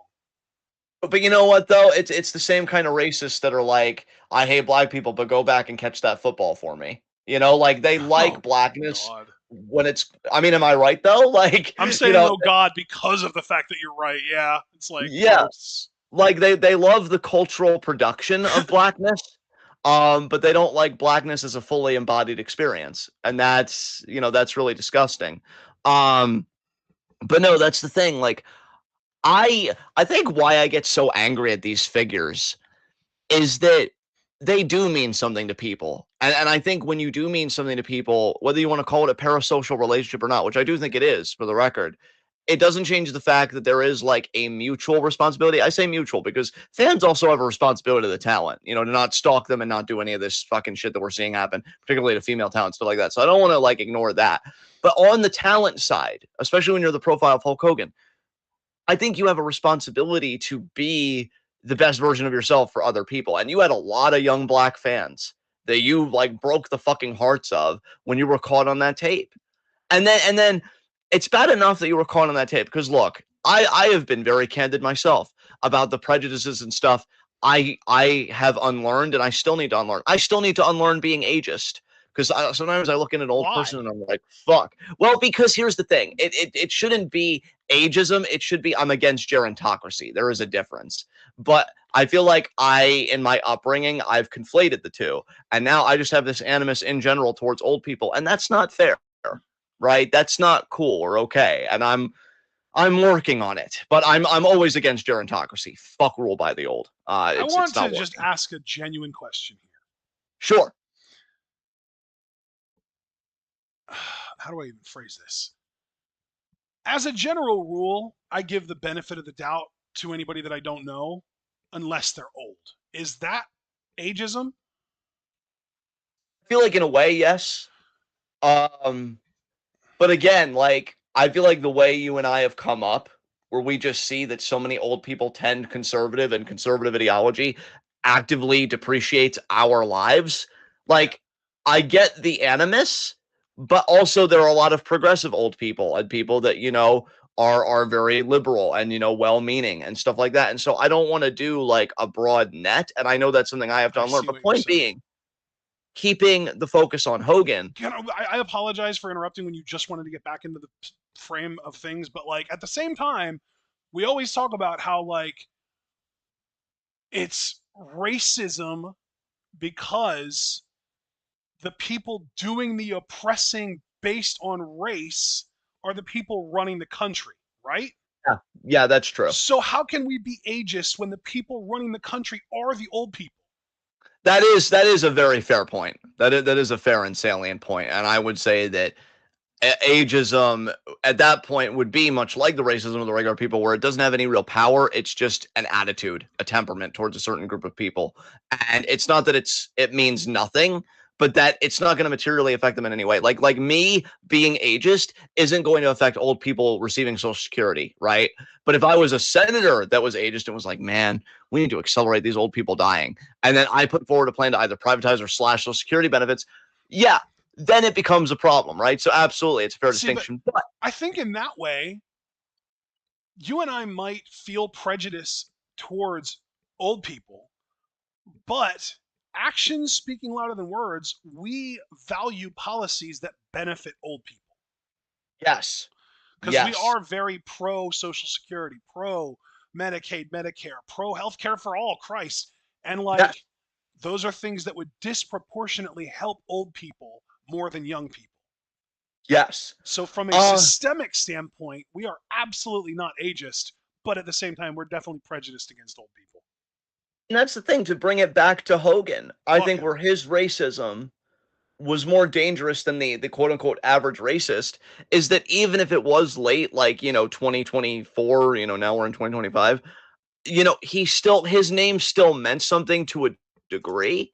And when you use the value of that name, when you use the social, capital and kind of prestige of your name to throw it behind racist causes, fucking shame on you, because that's really what disappointed me. I'm always rooting for everybody to change. I mean, guys, again, I don't really want to hide anything from you. There was a time, I used to listen to this guy Stefan Molyneux. There was a time I could have gone to the far right because he was a quote unquote philosopher podcaster. I'm not going to go and open that whole can of worms because that would take us way too far afield. But I almost got pulled into the far right. There are still times where like I want to try and de-radicalize people that I like or have an affection for whatever reason, but I'm like, I just know that they're too deep in it. Hell, again, going back to me, there was a time that I was heavily transphobic. And I still think I have some transphobia low key to unlearn, but I am so much better than I fucking used to be because you have to want to change. And that's what really disappointed me, maybe even more than what Hogan said, even though what he said was disgusting. It was the idea that he never recognized for himself authentically that what he said was disgusting. He believed it to the end because he went to the fucking Nazi rally in Madison Square Garden for Trump and he implied that Kamala slept her way to the top and slut shamed her. And again spoke at practically a fucking Nazi rally, and you're supposed to be this all-American hero, alongside Sergeant Slaughter and shit. Which again, when you actually look at the history of American Nazis, maybe it was Hogan ultimately being consistent. I don't fucking know, Well, yeah, but plus it's you've got just to remember that he only went after Slaughter when Slaughter made his heel turn and became an Iranian sympathizer. exactly, yeah, and like it's just the idea that Hogan never wanted to genuinely change. He only wanted to do like a superficial change that wouldn't harm his net worth or again the social prestige of his name. And I'm fucking tired. Like I would like to see, like, I don't want perfection. I don't want moral perfection. I think moral perfection in a way is kind of boring, like I'm not looking for moral saints because that's disingenuous to the human experience. I want people to live and fuck up and grow and see that they fucked up and want to grow. And the idea that Hogan just was completely apathetic in the face of that, like, what am I supposed to say to you then? I was happy that when they did the 10 bell salute, apparently New Day didn't come out to do it. And I was proud of them for that because I'm like, well, why would you?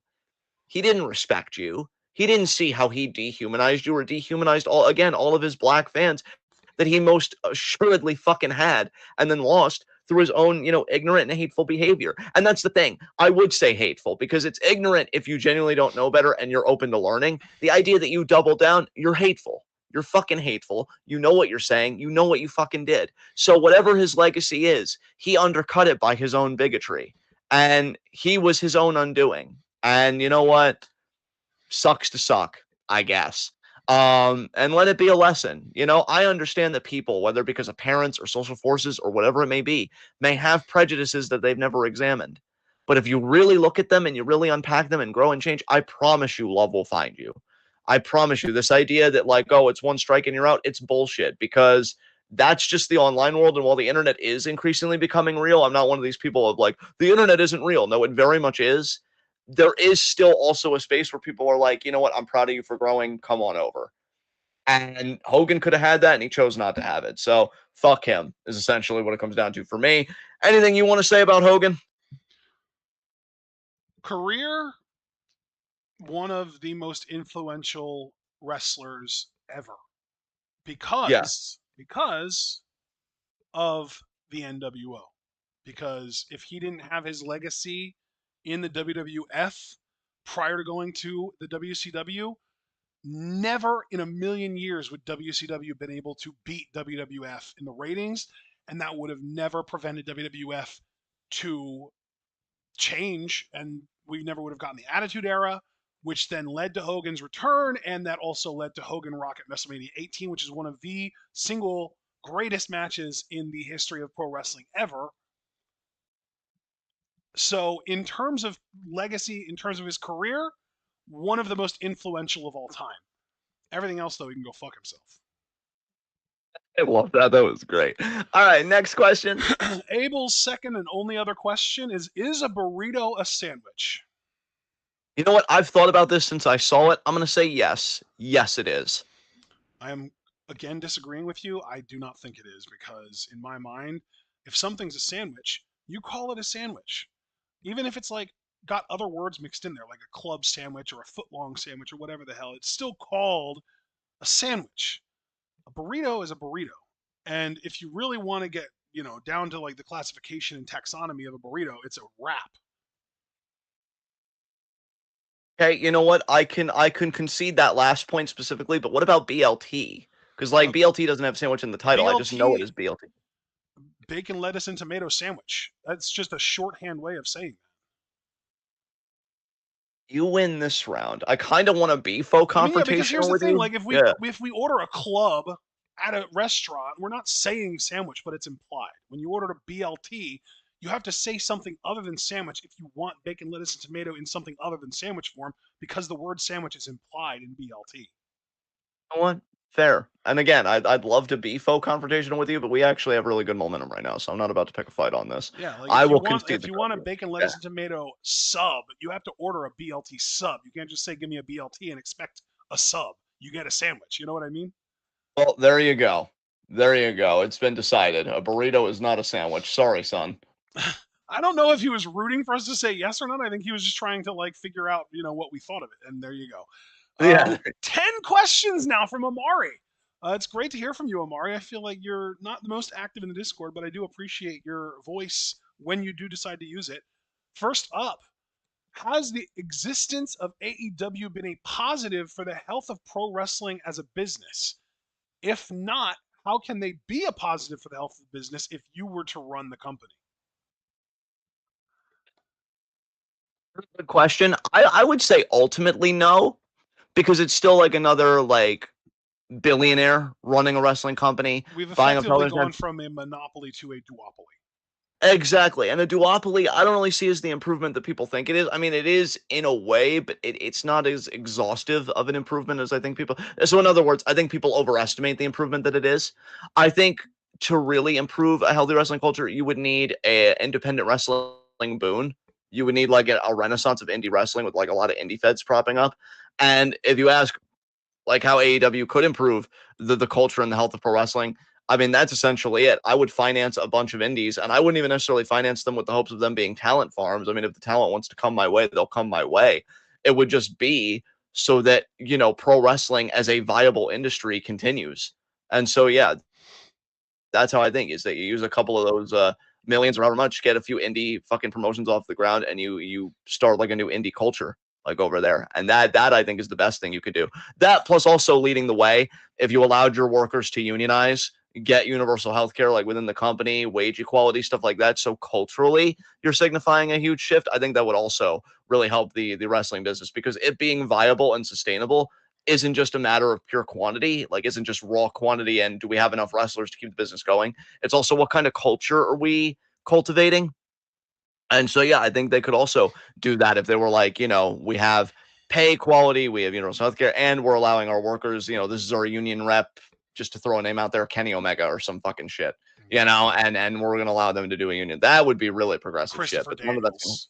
Christopher Daniels would, I think, also be a great choice. So yeah, like that's never going to happen, but that's just how I'm answering your question, Amari. So what about you, bro? How do you think? Do Um, you think AEW has improved things? And if not, how do you think they can? I think that as a like net looking at the whole picture very holistically, I do think that AEW has been a net negative on the pro wrestling business.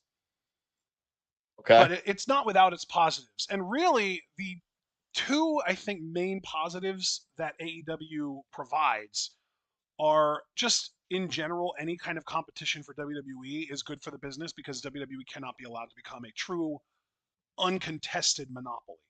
And I do like that AEW is providing at least some competition for WWE, even if they're not really competing with them. But the other, and I think the bigger pro, is that the entire roster is getting paid very well.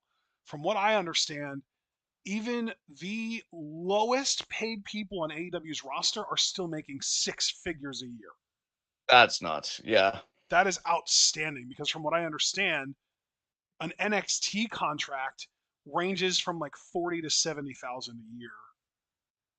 Yeah. Wow. So if someone goes from AEW to NXT, they really are betting on themselves to get through that initial lower paying NXT contract and get to be like, get a second paycheck, get a second contract that would be significantly more lucrative then. And that's also, I think, a big reason why so many people that aren't actively making the WWE money are considered expendable, like Shayna and Tegan and etc. Women, a lot of women just got cut earlier this year that pissed us off. I know that. But like, I think that that's why they become expendable because they are on those big second contracts and they're making way more money than WWE would have to pay somebody if they just brought someone into NXT. Yes. So that it's like if you look at it from a CFO standpoint, like a financial standpoint, WWE is much more likely to cut people who are already established that people have connections with that just aren't contributing to their bottom line because that is the financially quote unquote correct thing to do. Um, Yes. but AEW, though, like I said, from what I understand, even the lowest paid people on that roster are still making at least 100 grand a year. And it could be more than I just don't know about. It could be 150. It could be all the way up to, several hundred thousand, and I just don't know. Um, But those are the pros. The to me the absolute worst thing that AEW has done for the pro wrestling business though is normalize this idea that and this isn't exclusively an AEW thing. This is something that's been going on since at least the 90s. But they are really further cementing this idea that if a wrestler who is a babyface really loves the fans, they will be willing to put their body through hell to prove it. This is one of the most harmful ideas that has ever entered the mind of anybody involved in pro wrestling. I Yeah. personally think that this originates with ECW back in the mid 90s because of like the Tommy Dreamer getting whipped thing, where it's like this idea that like a really truly outstanding babyface is somebody who can take a lot of punishment and keep on trucking. And that kind of bled into the way that people felt about these wrestlers as people, where like if you really as a babyface, if you really cared about the fans, you would be willing to take these lashings or these chair shots or these ladder bumps, or you would be willing to jump off of a steel cage to entertain the fans. Because if you're not willing to put your body through that, then you don't love us as much as you say you do. So you're not as good of a babyface in our minds as you want to be. Exactly. Yeah. AEW has done nothing but perpetuate that idea. And I think it's actually even gotten to the point that WWE was doing a really good job of getting away from that idea for like a solid 15 years from like the mid to late 2000s all the way up until like the early 2020s. They are even regressing on that, where you've got Cody working through a torn pec and you've got people working concussed and you've got like people working with injuries, and it's horrible for the actual workers in Yes. wrestling, which is I mean the wrestling business needs workers to exist. If the workers are all injured, then congratulations, you don't have a wrestling business anymore. So I think that that is one of probably the singular most harmful thing that AEW has done for the business. I think another huge issue um, that AEW is guilty of is sort of furthering and again perpetuating this Will Ospreay style in the ring, where you just and this is something that they're really continuing to perpetuate from Ring of Honor, who really made this their identity in the late 2000s and early 2010s. This idea that you just have an entire match that revolves around just spamming move after move after move after move and not selling anything, and then you hit your finisher and you hit another finisher and the other person hits a finisher and they hit another finisher, and everyone's kicking out of finishers constantly, and eventually someone loses to a roll up. Yes, yes, And really, I mean, I put all of this effort into describing this phenomenon, but what it really comes down to is the decrease in effort to make pro wrestling seem real. yes, It's actually kind of funny because Shay the other day made a comment about how if pro wrestling was real, pro wrestlers would literally be superhuman.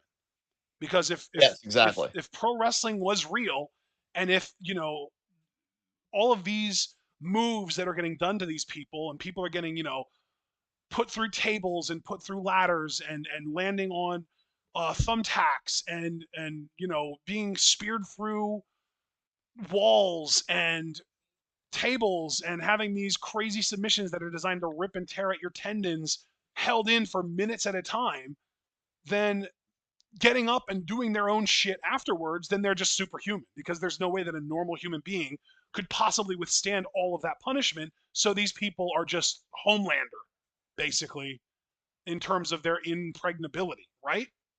Yes, And that is a huge problem because people pay to see pro wrestling because they want to be allowed to believe that it's real. And now we are going on, I want to say 4 or 5, three, maybe four, something like 35 years at least of pro wrestling actively trying harder to make your job as a fan harder. Pro wrestling is actively trying to make it harder for you to suspend your disbelief. yes, And it's losing fans gradually over time to reflect that.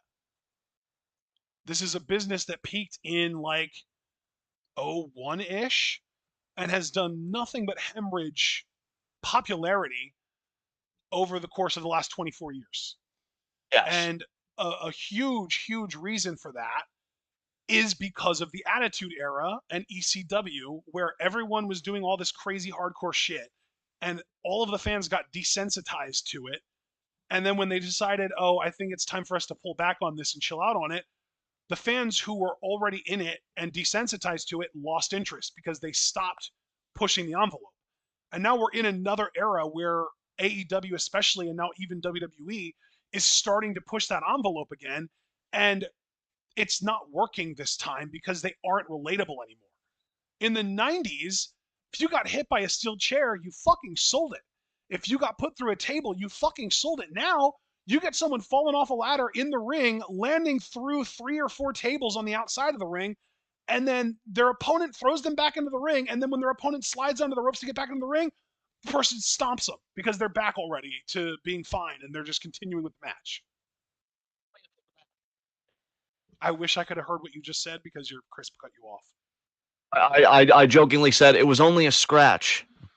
Yeah, no, that's the big thing, and this is like a huge problem with AEW that is again bleeding into WWE and bleeding into the entire industry because AEW is seen as that like cool business. They're like the cool promotion. They're the promotion that sets the trends, whereas WWE is like the McDonald's promotion, where they're the company that sort of polishes things and sells them at a huge gouging price, right?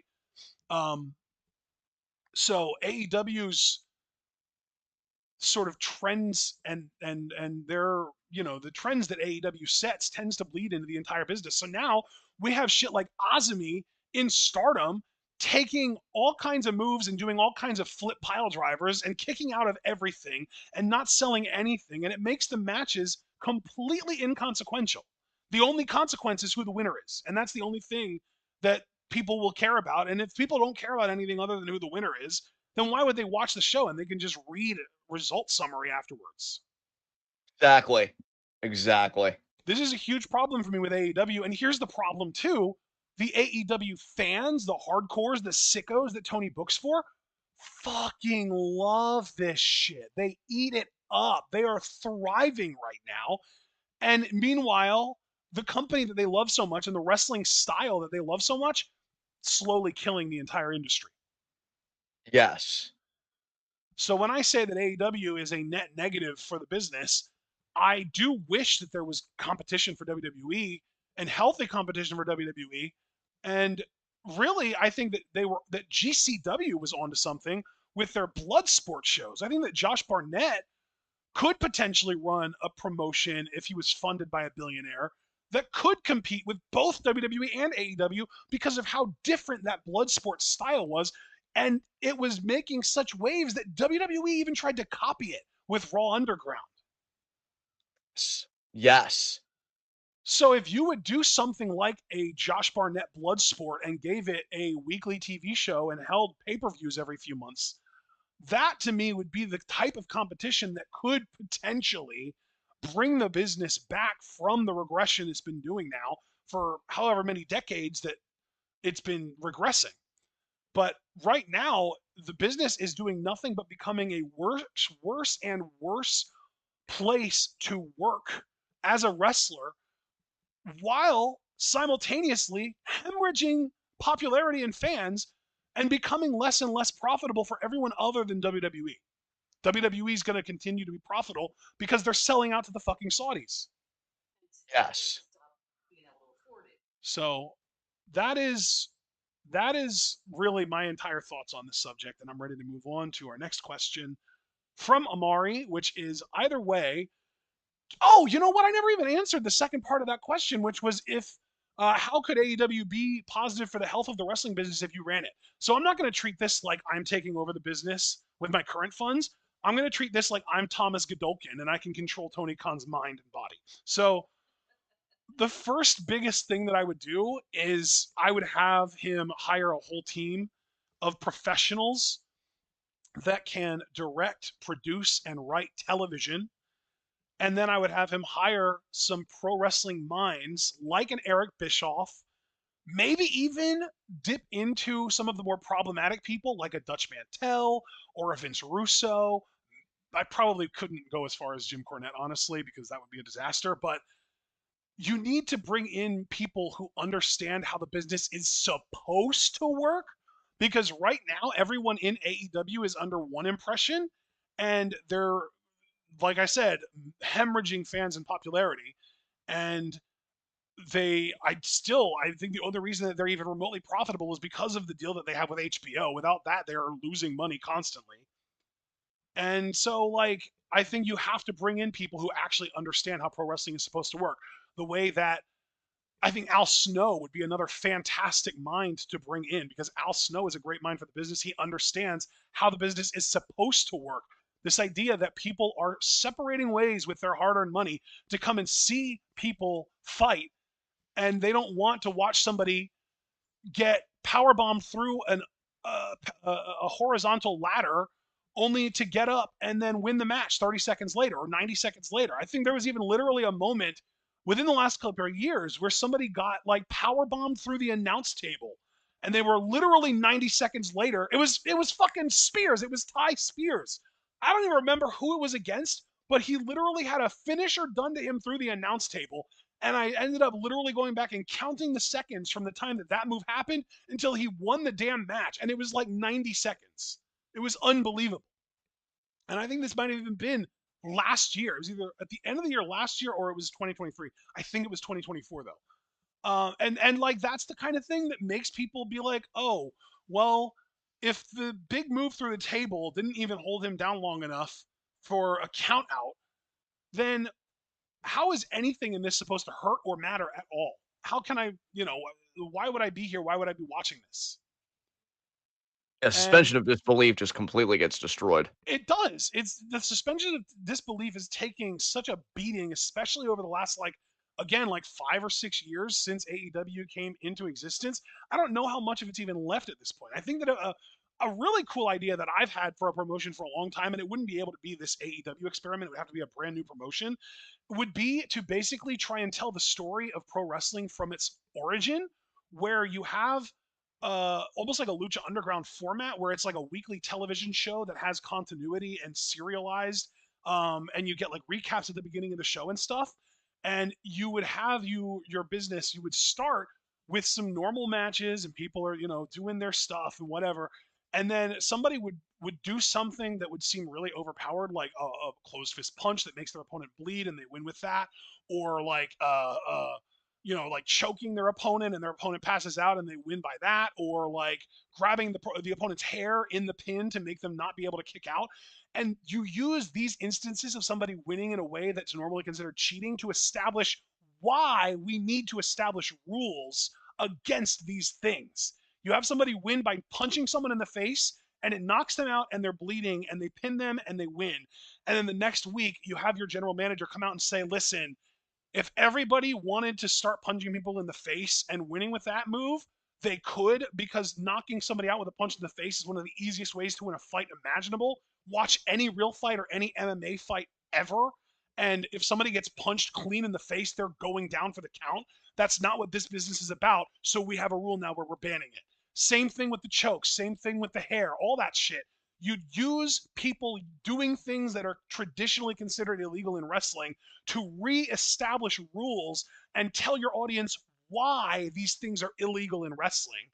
And that translates to going back to a rule set that allows the audience to better really get into the product and suspend that disbelief in the product.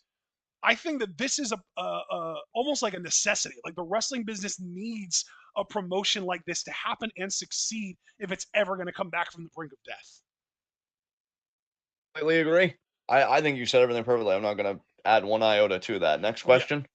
yeah. So if I'm Tony Khan, if I had control of Tony Khan, the main thing I would do is hire a team of competent, experienced people to write, direct, produce your show, and the same type of person, experienced and reliable to book your shows.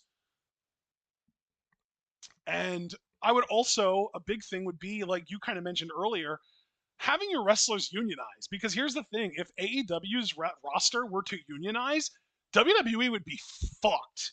Because if there is an actual pro wrestling union in a company as big as AEW, do you know how many WWE performers are looking at that and being like, oh my God, those people have rights? Those people have bargaining rights. Those people have medical care. Those people are getting paid twice as much as me, even though my company is 20 times its size.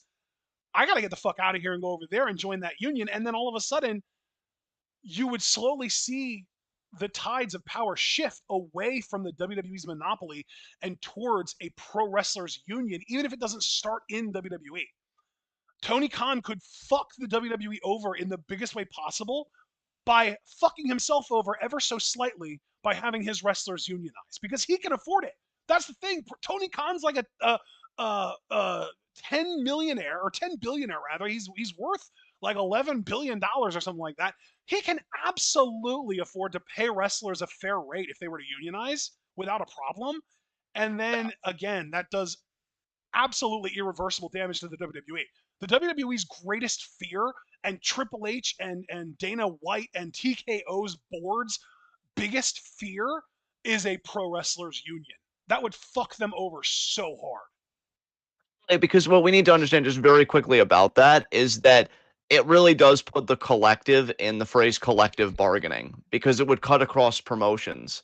Like you see one promotion, especially one as big as AEW, do a union, and inevitably one WWE wrestler, if not several, would be like, hey, if they can do it, we should do that. And then, yeah, like there would just be collective Well, dude, solidarity and even across if the they industry didn't, among even if wrestlers. the WWE broke up and busted any attempts to form a union in their company, if the WWE is saying, yeah, we'll pay you $1 million a year to stay with us and nothing else changes, and AEW's over here like, oh, we'll offer you 3.5 million a year and health benefits and you get paid time off, Yeah. who the Jesus fuck Christ. do you think they're going to, right? Like, Yeah, I'd be rushing for the door for that's a what I'm deal like saying. that. Like the WWE's sort of like legacy and this sort of like fandom that they have built into so many people. Like we know Blake Monroe has wanted to be a WWE wrestler for like a decade or more.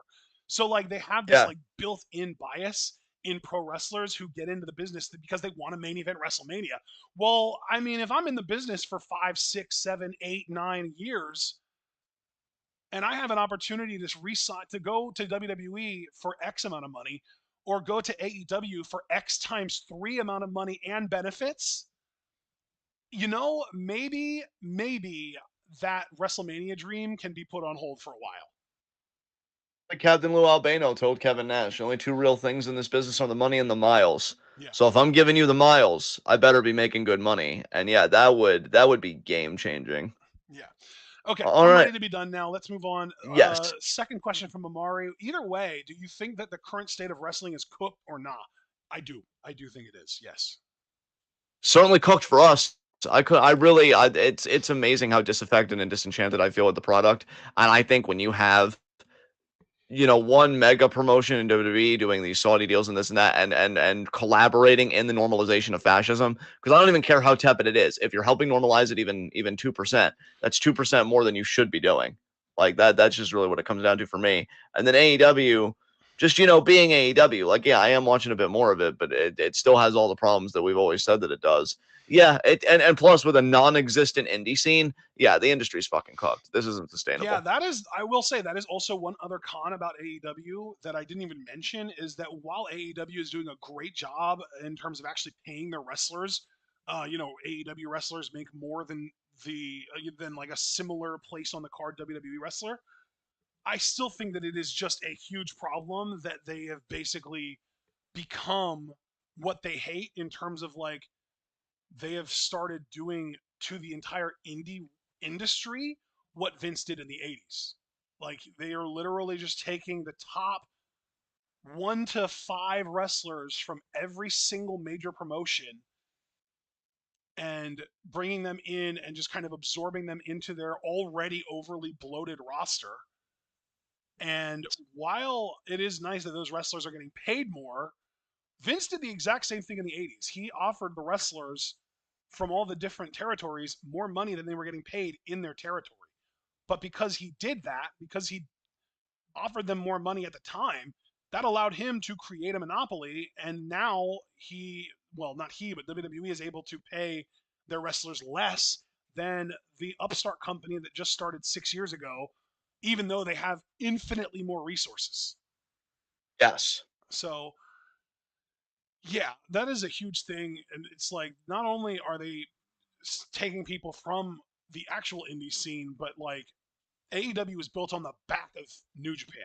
Like New Japan has not been anywhere close to the same since AEW was created because New Japan lost Kenny Omega and Hangman Page and the Young Bucks and whatever else and even since then, they've gotten fucking Okada for Christ's sakes. That was New Yeah. Japan's ace. That was New Japan's breadwinner.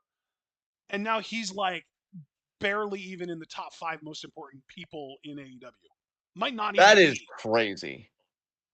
Like, we used to call Okada the young fucking legend, and like, I watched a bit more of his stuff recently, like in AEW, but it just, to me, he doesn't have that aura anymore. But I He's want to still a specify to fantastic me, wrestler, yes, but like yes, that was never the thing that made Okada Okada in New Japan. yes, Like exactly, Okada was a great wrestler in a sea of amazing wrestlers. He wasn't like the best in-ring performer in the company by any means. He was one of the better ones, but he was never the best like unstoppable 5-star match machine. That nickname never belonged to Okada.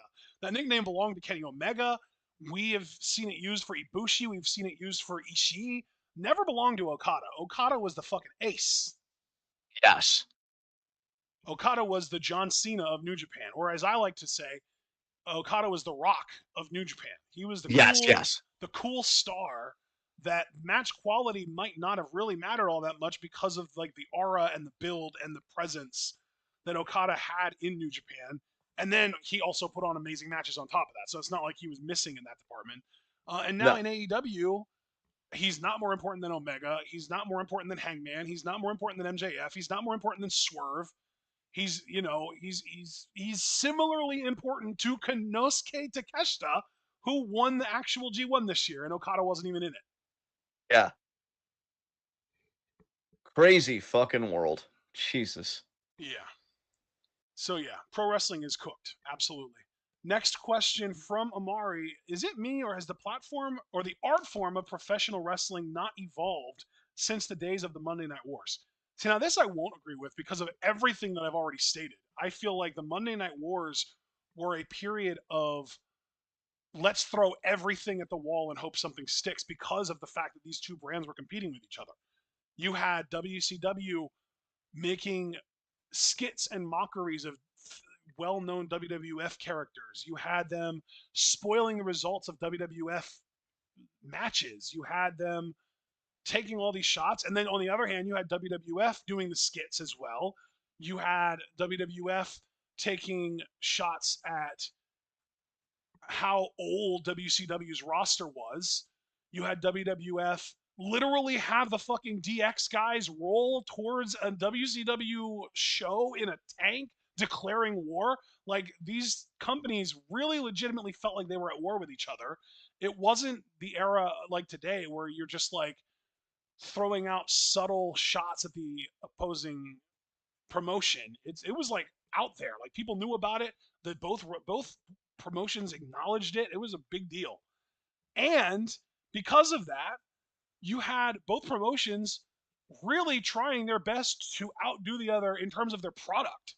You had WCW with the NWO literally revolutionizing pro wrestling by turning one of the longest lived baby faces in the entire industry heel and having him aligned with two other well-known guys from the other company doing the first ever invasion angle. What basically came, you know, that's pretty much what the NWO was an invasion angle, because you had Hall and Nash show up talking about how, you know who we are, but you don't know why we're here. That was an invasion. That was them trying to book a WWF invasion without the WWF's consent.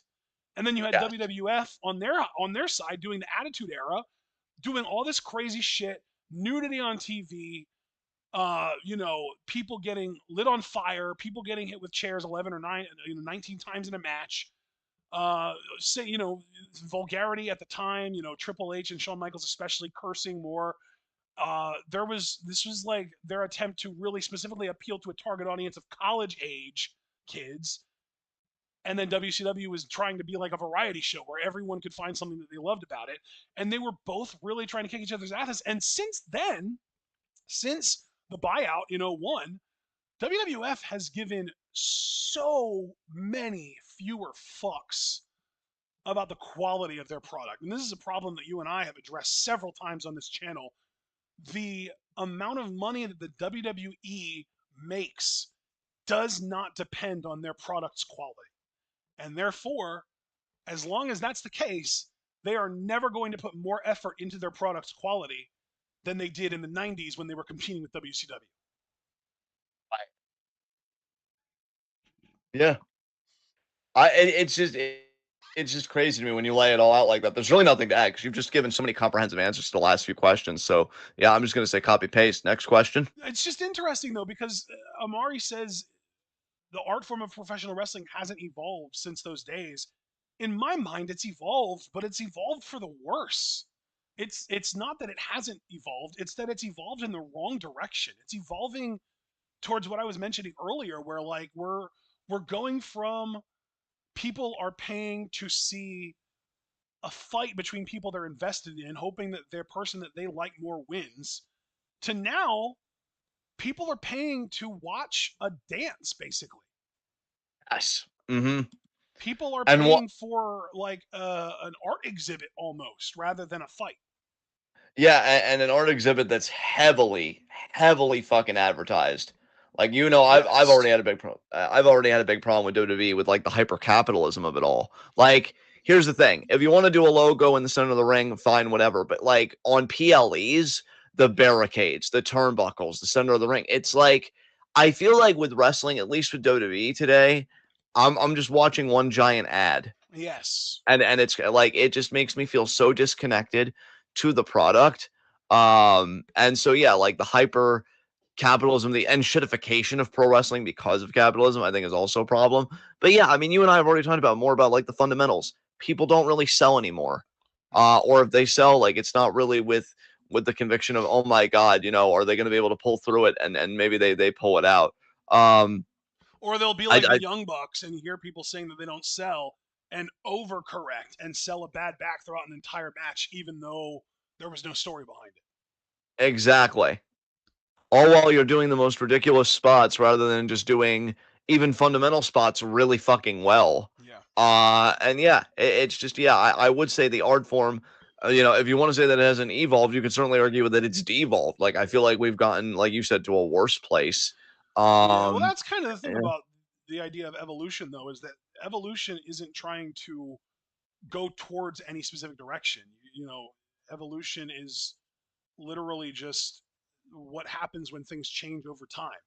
yeah, And I think in my mind, in nature, when things change over time, it is to better survive and better suit their environments. And I feel like pro wrestling has almost done the opposite.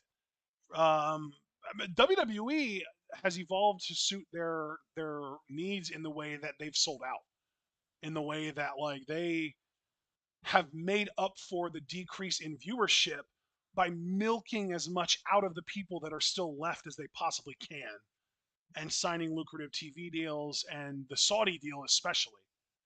yes, I mean, at what point do we go from world wrestling entertainment to Saudi wrestling entertainment? Because it really is starting to feel like the WWE's entire product is being catered more and more towards the Saudi government than actually just trying to make a good product for wrestling fans.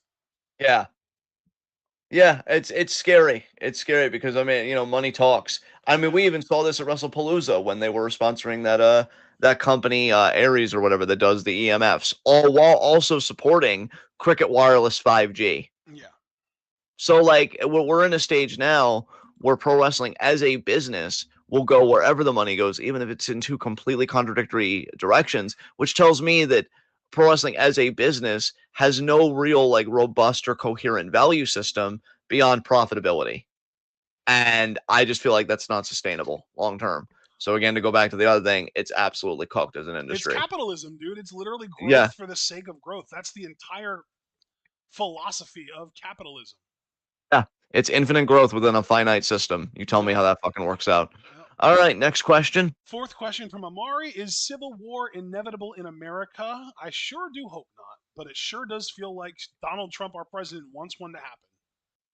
I don't like the term inevitable only because it acts like there aren't things that could change or like not in control even of like an individual person. Like I get what you mean, Amari, and I don't judge you for the question, but I think inevitable is putting it in too stark terms.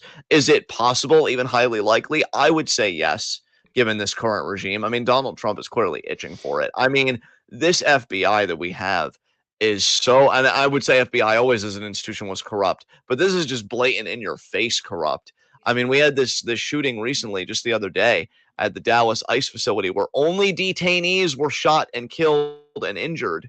By the way, because when ICE agents actually confronted the shooter, he turned the gun on himself. But then they want to say, well, on the casings, anti-ICE was written on one of the casings. They need to stop going after our border patrol agents as that. And it's just taking any opportunity to demonize the quote unquote left, which, you know, is a big tent in their mind, could be anything from anarchist to your typical like Kamala Harris donating liberal. They want to demonize everybody. And why do that unless you want to make, again, a fucking civil war? And I think it's highly likely when one faction controls all the institutions, and not only that, but highly politicizes said institutions. I mean, there's already been talk about a soft secession with like a lot of the New England states and maybe even like California because of the Department of Health and Human Services and RFK and his fucking cranks. cutting funding, really slashing it to the bone, peddling pseudoscience, et cetera, et cetera. Now you've got like a little group of states being like, well, let's make our own like health codes or health conduct or whatever outside the purview of the DHS, and that's how this shit starts. When we say civil war, I want us to understand this on a material and sociological basis. I don't want us to just say it as like a buzzword. We need to understand that it's happening because we're in an age of far right radicalism, nihilistic terrorism. Again, going back to internet culture being synthesized with political violence, which is a horrifying fucking development. And every politician that didn't pay sufficient enough attention to like 4chan and Reddit bros and incel culture were paying the fucking price now. Because I remember academics and other people were trying to have that conversation years ago when Elliot Rodger happened. And now I think chickens are coming home to roost with that because I think this is the new instantiation of political violence. Wealth inequality is running amok, which is the only real war, by the way, because class wars is constantly waged from above on the bottom. And I would like to start seeing it waged from the bottom to the top, which we're slowly seeing in ways, but not in any kind of sustainable, systemic way. So yeah, I think you look at all of these conditions in aggregate, and what else are you looking at but a hotbed for civil war? So is it inevitable? Not necessarily, but are all the conditions, all the requisite conditions there? I certainly think so. So that's my answer to that. Next question. Has America always been fascist, or is the rise of fascism in America a recent phenomenon? I feel like you and I will probably have different answers on this. I feel like in ways, yes. I'll put it very specifically that I feel like America has always had components of fascism in its government, in its governance, even if it wasn't overtly a fascist government like what I'm seeing this current regime aspire to. So, for example, even under Biden, which you could say was the last neoliberal democratic quote unquote president, before this transition to techno feudal fucking fascism or whatever, where the oligarchs rule everything and the tech bros rule everything, and we just continue to own nothing and like it. There were crackdowns on Palestinian protesters at universities. That to me is a fascistic tendency, even if it's not done by a fascistic government, you know, uh, just in concept. That's why when a lot of people were like, "Oh, Jimmy Kimmel, his show getting pulled. This is one of the gravest attacks on free speech I've ever seen." Now, was it an attack on the First Amendment? Absolutely. But if we're not going to talk about what's been done to Palestinian protesters and just the very discourse around Palestine in the country that's the primary funder of the genocide, you're kidding yourself.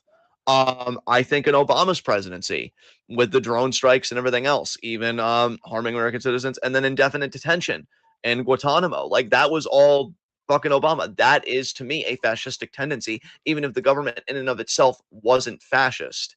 Biden expanding private prison contracts for the end of his term. So again, that indefinite detention, that almost concentration camp style apparatus, fascistic element, but in a more neoliberal government. So I think America has always had fascistic tendencies and policies. It's just now all congealing into one truly autocratic government. So that's my answer to that. I'm curious what your perspective on this is. I think the one and only element of textbook fascism that the US has not literally since its birth been guilty of is the idea that in order to have fascism, you have to have a dictator. Yeah. That is the one and only thing that is preventing me, that not even me, because I will say I do think that the US has been a dictator or a fascist regime, a fascist country since our official birth. And I say our official birth because this is a country that was taken by imperialists from the natives, which is an act of fascism in and of itself. Yes.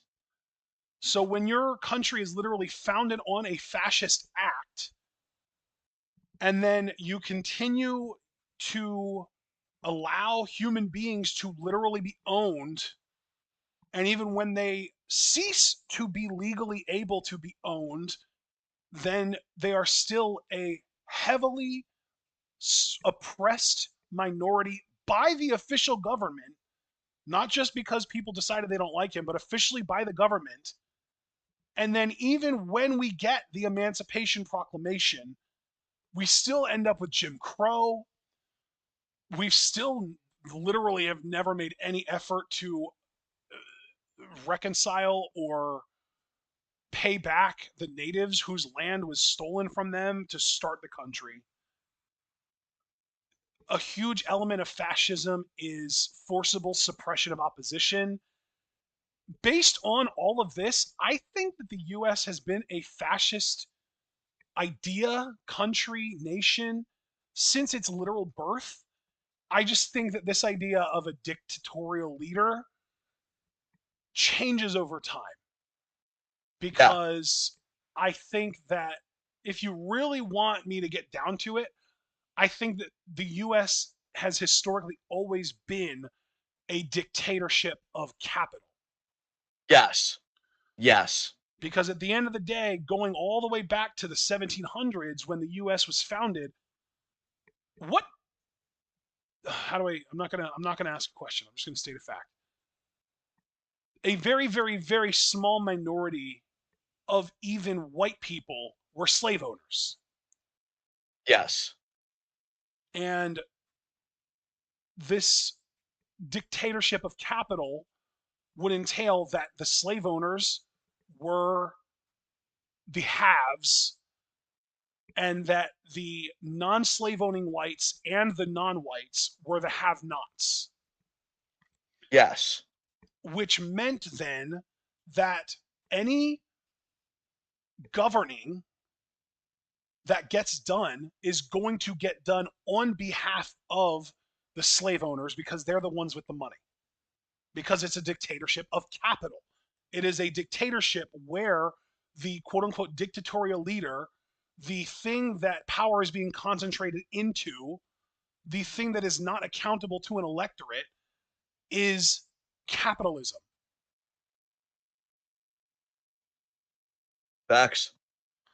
I mean, yeah, you're fucking cooking right now. So And you could even go to the 1900s. I think it's actually gotten worse over time. I think it started out really, really bad, and I shouldn't even say it's gotten worse over time. What I really should be saying is that it's literally just always been horrible because you go from the natives being oppressed to then black people being oppressed, and black people are still oppressed, and native people are still oppressed. So when I'm saying this, I'm saying they start getting oppressed. The natives are the first ones to get oppressed. They haven't stopped getting oppressed in what is it, 300 plus years now? exactly. That hasn't changed. Then you have the slave trade. Black people are being oppressed. That hasn't changed. They're still being oppressed. Um, Gay people have always been oppressed. Neurodivergents have always been oppressed. Women have always been oppressed. That hasn't changed either.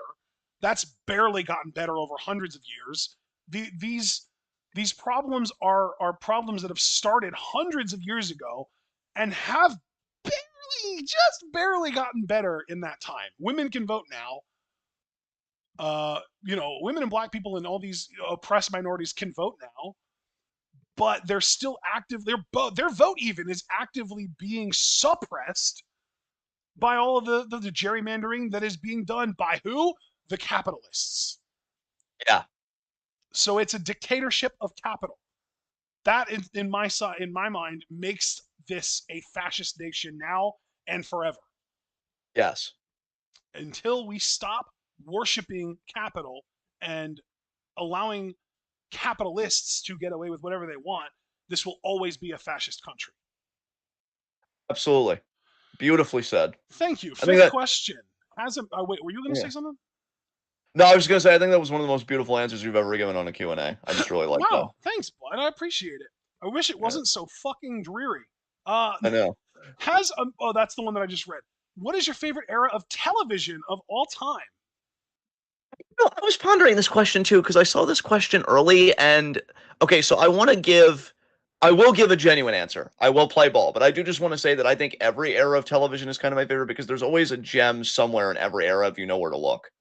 Um, like I love the Mad Men Breaking Bad era, but I also loved my era, as a kid growing up with shows like Hey Arnold and stuff like that. I also loved, when I was a young adolescent, like, the era when House kind of dominated and Hugh Laurie kind of became, that American fucking darling because he had that British accent, but he disguised it so fucking well. So I feel like every era has a great piece of media. I mean, the era of Whiplash, right? Like, that's my favorite movie of all time. So there's always something to affirm. But if I had to just say on the whole, God, I would probably have to say early to mid 2000s, if for nothing else because of the Ruthless Aggression era, because wrestling was my primary form of consumption, and like it was a who's who of wrestlers. Kurt Angle, Eddie Guerrero, Edge, Rey Mysterio, Chris Benoit, like all these people that I loved watching every week. And then Raw had people like I was a huge Kane fan back then, loved RBD. I booed Evolution. I didn't really understand the politics of pro wrestling. I just hated Triple H because I guess you were just supposed to hate Triple H, right? So yeah, just thinking about how wrestling was such a formative part of my life, and then thinking about the Resurrection era, I would just have to say that era of TV that kind of coincided with that, which would also include like watching Hey Arnold on TV or Drake and Josh when Teen Nick started to become a thing. I love that show. Fuck Dan Schneider. And so yeah. Oh, thank you. I heard the little clap there. Um, and so yeah, I think looking at it holistically, I would say that. But again, I do just want to say again, not as a cop out answer, I do think every era of media has its own distinctive beauty to find in it. I mean, I'm sure if you were to ask queer and black people, it would be a different era because now I think in this day and age, and maybe in some prior eras, they got a lot more, not just representation, but meaningful representation. Gay characters that didn't just talk in a high voice and wear vibrant colors, real fucking people, right? So every era is going to have something for somebody. But yeah, I will say early to mid 2000s, just primarily because of the Ruthless Aggression era and the shows that I watched around the Ruthless Aggression era. So what about you, bud? Just because I know that you went straight to like childhood, I definitely do agree that I think that my childhood era was fantastic, late 90s and early 2000s, with, Cartoon Network popping off with Powerpuff Girls and Courage and Johnny Bravo and Cow and Chicken. It was, oh, and Dexter's Lab, can't forget that. Fantastic set there. That was all late 90s into the early 2000s. You had stuff like Cat Dog and Angry Beavers and Rocket Power and the Wild Thornberries on Nickelodeon. That was all S tier stuff. Doug and Rocco's Modern Life and all that stuff. That was more late 90s, but still great stuff. On Yeah. Disney, you had Sister Sister and Smart Guy and Boy Meets World. It was a fantastic era. But I am actually going to say the latter half of the 2010s as my answer. Nice. We had Mr. Robot. We Oh had yeah. we had the Magicians. We had Game of Thrones before it went down the shitter. We had peak NXT. We had Lucha Underground. Oh yeah. It was an unbelievable era of television, and it was one of those eras where when it was ending, I knew what we were losing, and I think I've low key been mourning it ever since because it was like that was a special era of television in my opinion, and I mean like really exceptional. New Japan also peak at that time. Yeah, it did. New Yeah. Japan was Yeah. exceptional around that time too. Yeah, we started Yeah. watching New Japan at the beginning of I want to say 2015. So again, latter half of the 2010s, and it was great until like end of 2019 into 2020. The end of that era, the more I think about it, might have been the beginning of me just being disaffected by pro wrestling because it's I like think, once you yeah, really, when we say yeah, COVID ruined everything, I think that it's had longer lasting effects than people realize. yeah, because like once you've seen the mountaintop and you've seen how amazing pro wrestling can be, why would you settle for a regression after that? Like it, nah, you're definitely spitting facts. That era was fucking goaded. Yeah. I also think that the current era of television is legitimately in the conversation because we are getting some absolutely incredible television content right now. I mean, the anime that we're getting right now is insane. We were getting, we've Yes. got Dandadan, we've got Doctor Stone. I know a lot of people are really excited about shows like Mashal and Demon Hunter or Demon Slayer rather, and Jujutsu Kaisen. And there's just so many amazing anime going on right now. Dude, I don't know if you saw this, but a while back, DBK posted a schedule of all of the anime that he watches over the course of the week, and it was legitimately insane. And he even just recently posted a tier list of his summer, I think it was, anime that he watched. And the number of shows in the S tier was ridiculous. I think I actually did see that. I have a vague like recollection of it, but yeah, I'm aware of that. And I've wanted to check out Sakamoto Days with you on Netflix because that seems like a really good anime. I know Spy Family has gotten a lot of like rich stuff. So like for me as a guy that's Yeah, loved Spy Family's animation, another one. Ass Class. yeah, yeah. Yeah. As a guy that loves animation, I have been eating so good. I know this is kind of getting ahead of the rotten butter question, but I finally watched Scavenger's Reign. Oh my fucking god. I just want to say too, I feel bad for sci-fi fans. Like I now understand your pain when you find something so beautiful and it only gets like a season, maybe 2 seasons at most. Oh It God, fucking Alphas. sucks. Be still my beating heart. Wait, say that again? Alphas. Be still my beating Yeah. heart. Yeah. Sci-fi fans, you know the grind and you know the pain, and I want you to know that I fucking see you. What was Like, that? What was that sci-fi show that we started watching that was I think based on like a graphic novel and they were like in space on a ship and it was like night something I want to say, but I'm forgetting. forgetting too. I think I vaguely know what you're gesturing towards, but yeah. Yeah, so like animation's having a fucking moment right now. Live action also isn't doing too bad. Dude, I can't believe K-pop Demon Hunters. Like I saw the post in Discord today that it finally ended its run after 91 days, which by movie and TV standards on a streaming platform is fucking insane to me. Like, Oh. Oh, it was god just damn. Night Flyers. It was called Night Flyers. It was based on Oh, okay. a series of short stories by George R. Martin. It got one season and got canceled. What was the other one where it was like high school kids and they were being trained to, I think to be assassins or something like Like that? class. Deadly Class, that was another one that got canceled I think after one season that was really good. I was disappointed because I had read the comics in the lead up to that, and I still need. God, I'm Yes. never gonna finish those comics. I forget where I left off. I'd have to start the comics over again because like it's been forever. But the comics were really good. A great critique of Reaganism too, by the way. Fuck Ronald Reagan. Yes. Yeah. I mean, yeah, it's kind of unbelievable how much amazing content is being produced right now. I mean, dude, we can even just talk about Apple TV Plus. We made a massive list of Apple TV Plus shows that we are interested in, and it's like it was like I think 25 to 30 shows. It's unbelievable. Yeah. Oh my God, I really can't wait to do a deep dive into that Apple TV Plus list because we stayed up late working on it, and I feel Yeah. like we're gonna reap the harvest Well, and the big thing time. is too, it's like not only are there a lot, but they're all fucking quality shows. Like Shrinking is a show that I just discovered this year, and immediately after having seen the first two seasons, it is already one of my favorite shows of all time. Yes. Yes. It's Stick, so good. Stick was just like a cute little golf show, but it was so fucking good. It resonated with me so fucking much. Shockingly, with 0% LA Night.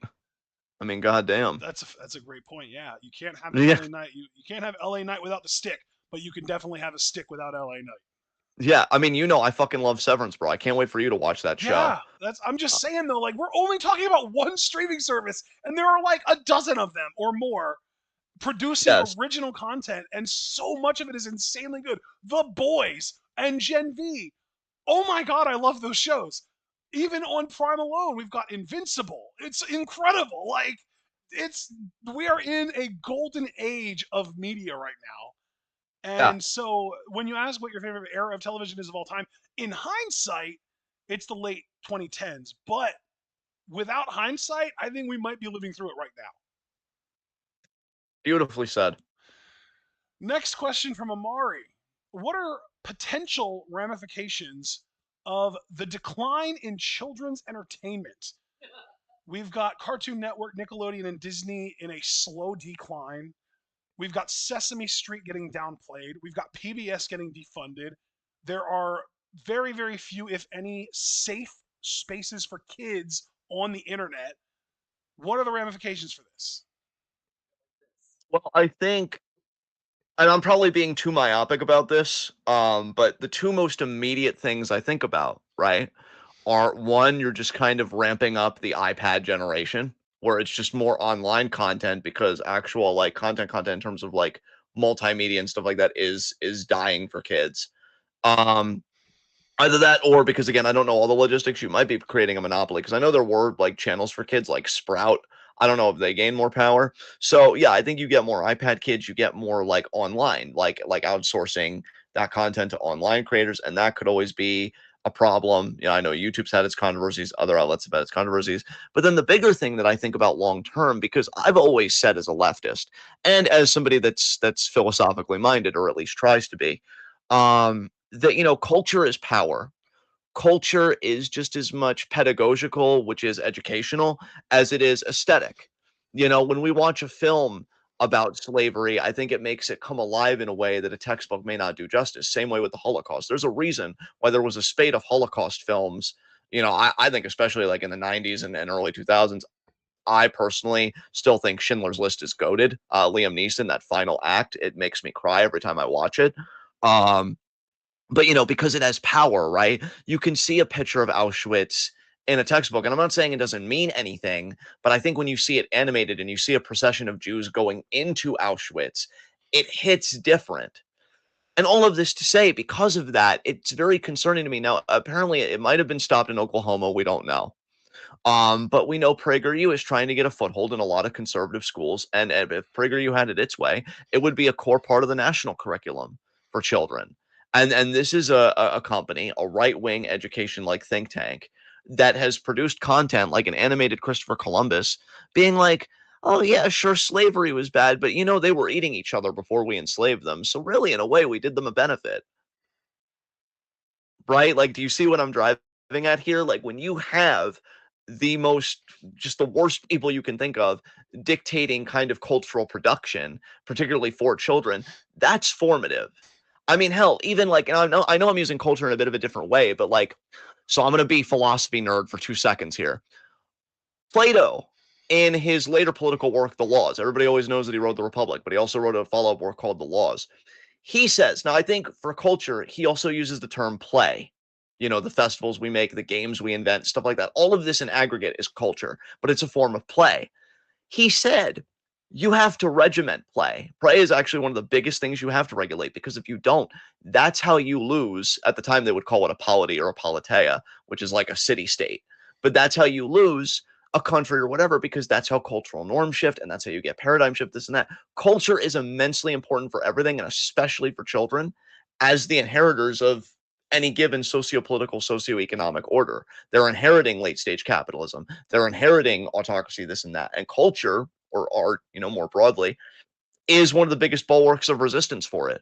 That's why Trump, one of the first things they slashed was National Endowment of the Humanities. That's why they're trying to regulate museums, remove this thing, remove that thing that makes America look bad. So when we talk about like television, like PBS and stuff like that, it is a huge loss. And I'm amazed that YouTube has decided to platform Sesame Street with like every episode on there. And I don't know how they're going to make new episodes, if that's even viable, or if we're just talking about the end of Sesame Street. But I mean, you see the kids that were raised by Mr. Rogers, LeVar Burton, reading Rainbow, Bill Nye the Science Guy. I'm not saying every person that watched them turned out great, but a good fucking chunk of them turned out to be conscientious, literate people. We've got a majority of the country that can't read above a fifth or sixth grade level.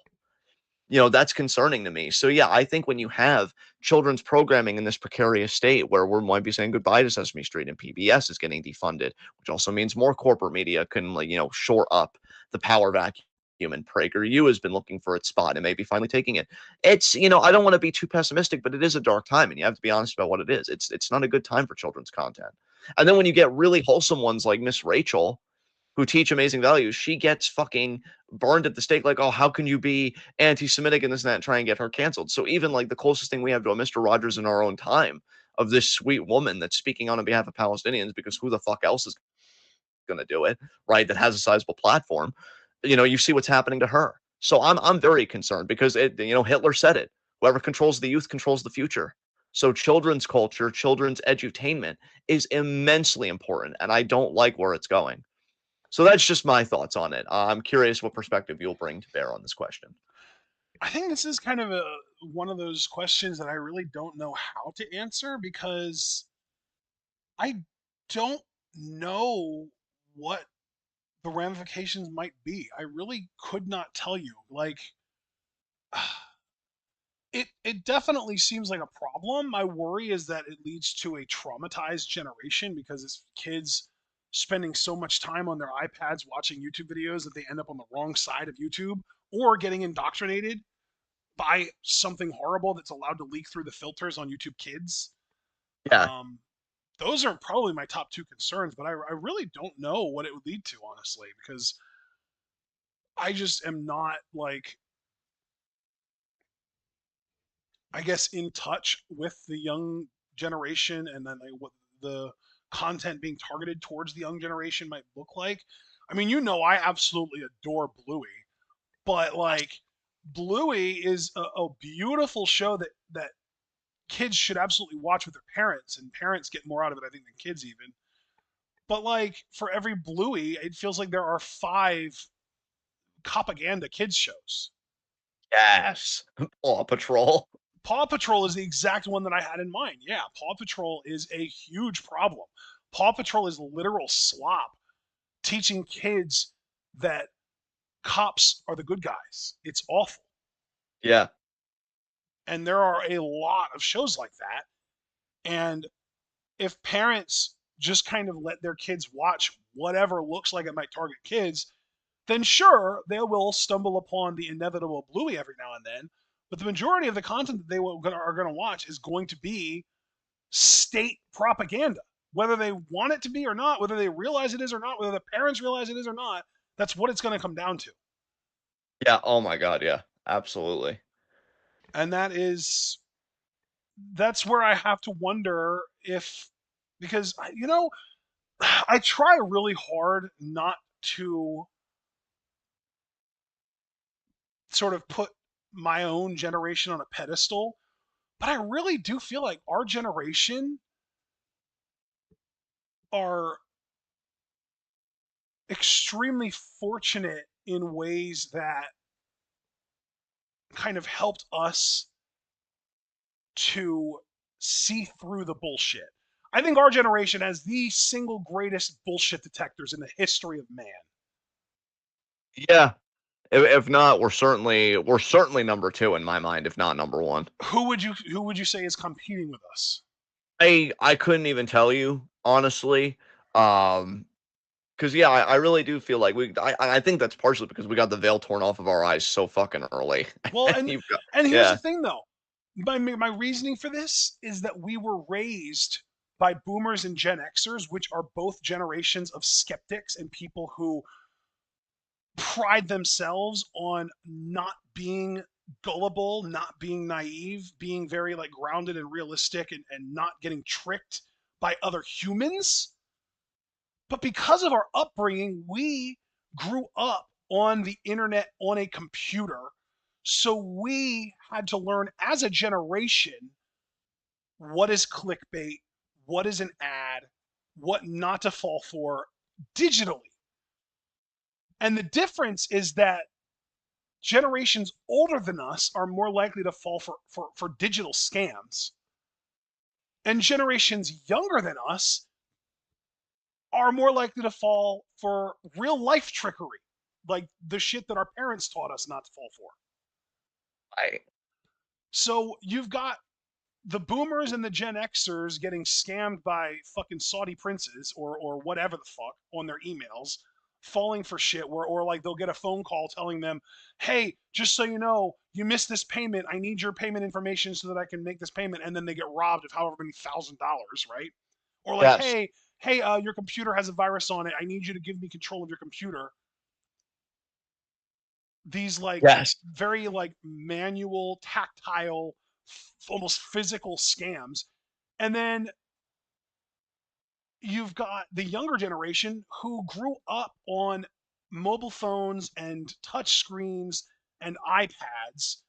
And these are kids who might be really fucking good at spotting a scam and spotting ads digitally.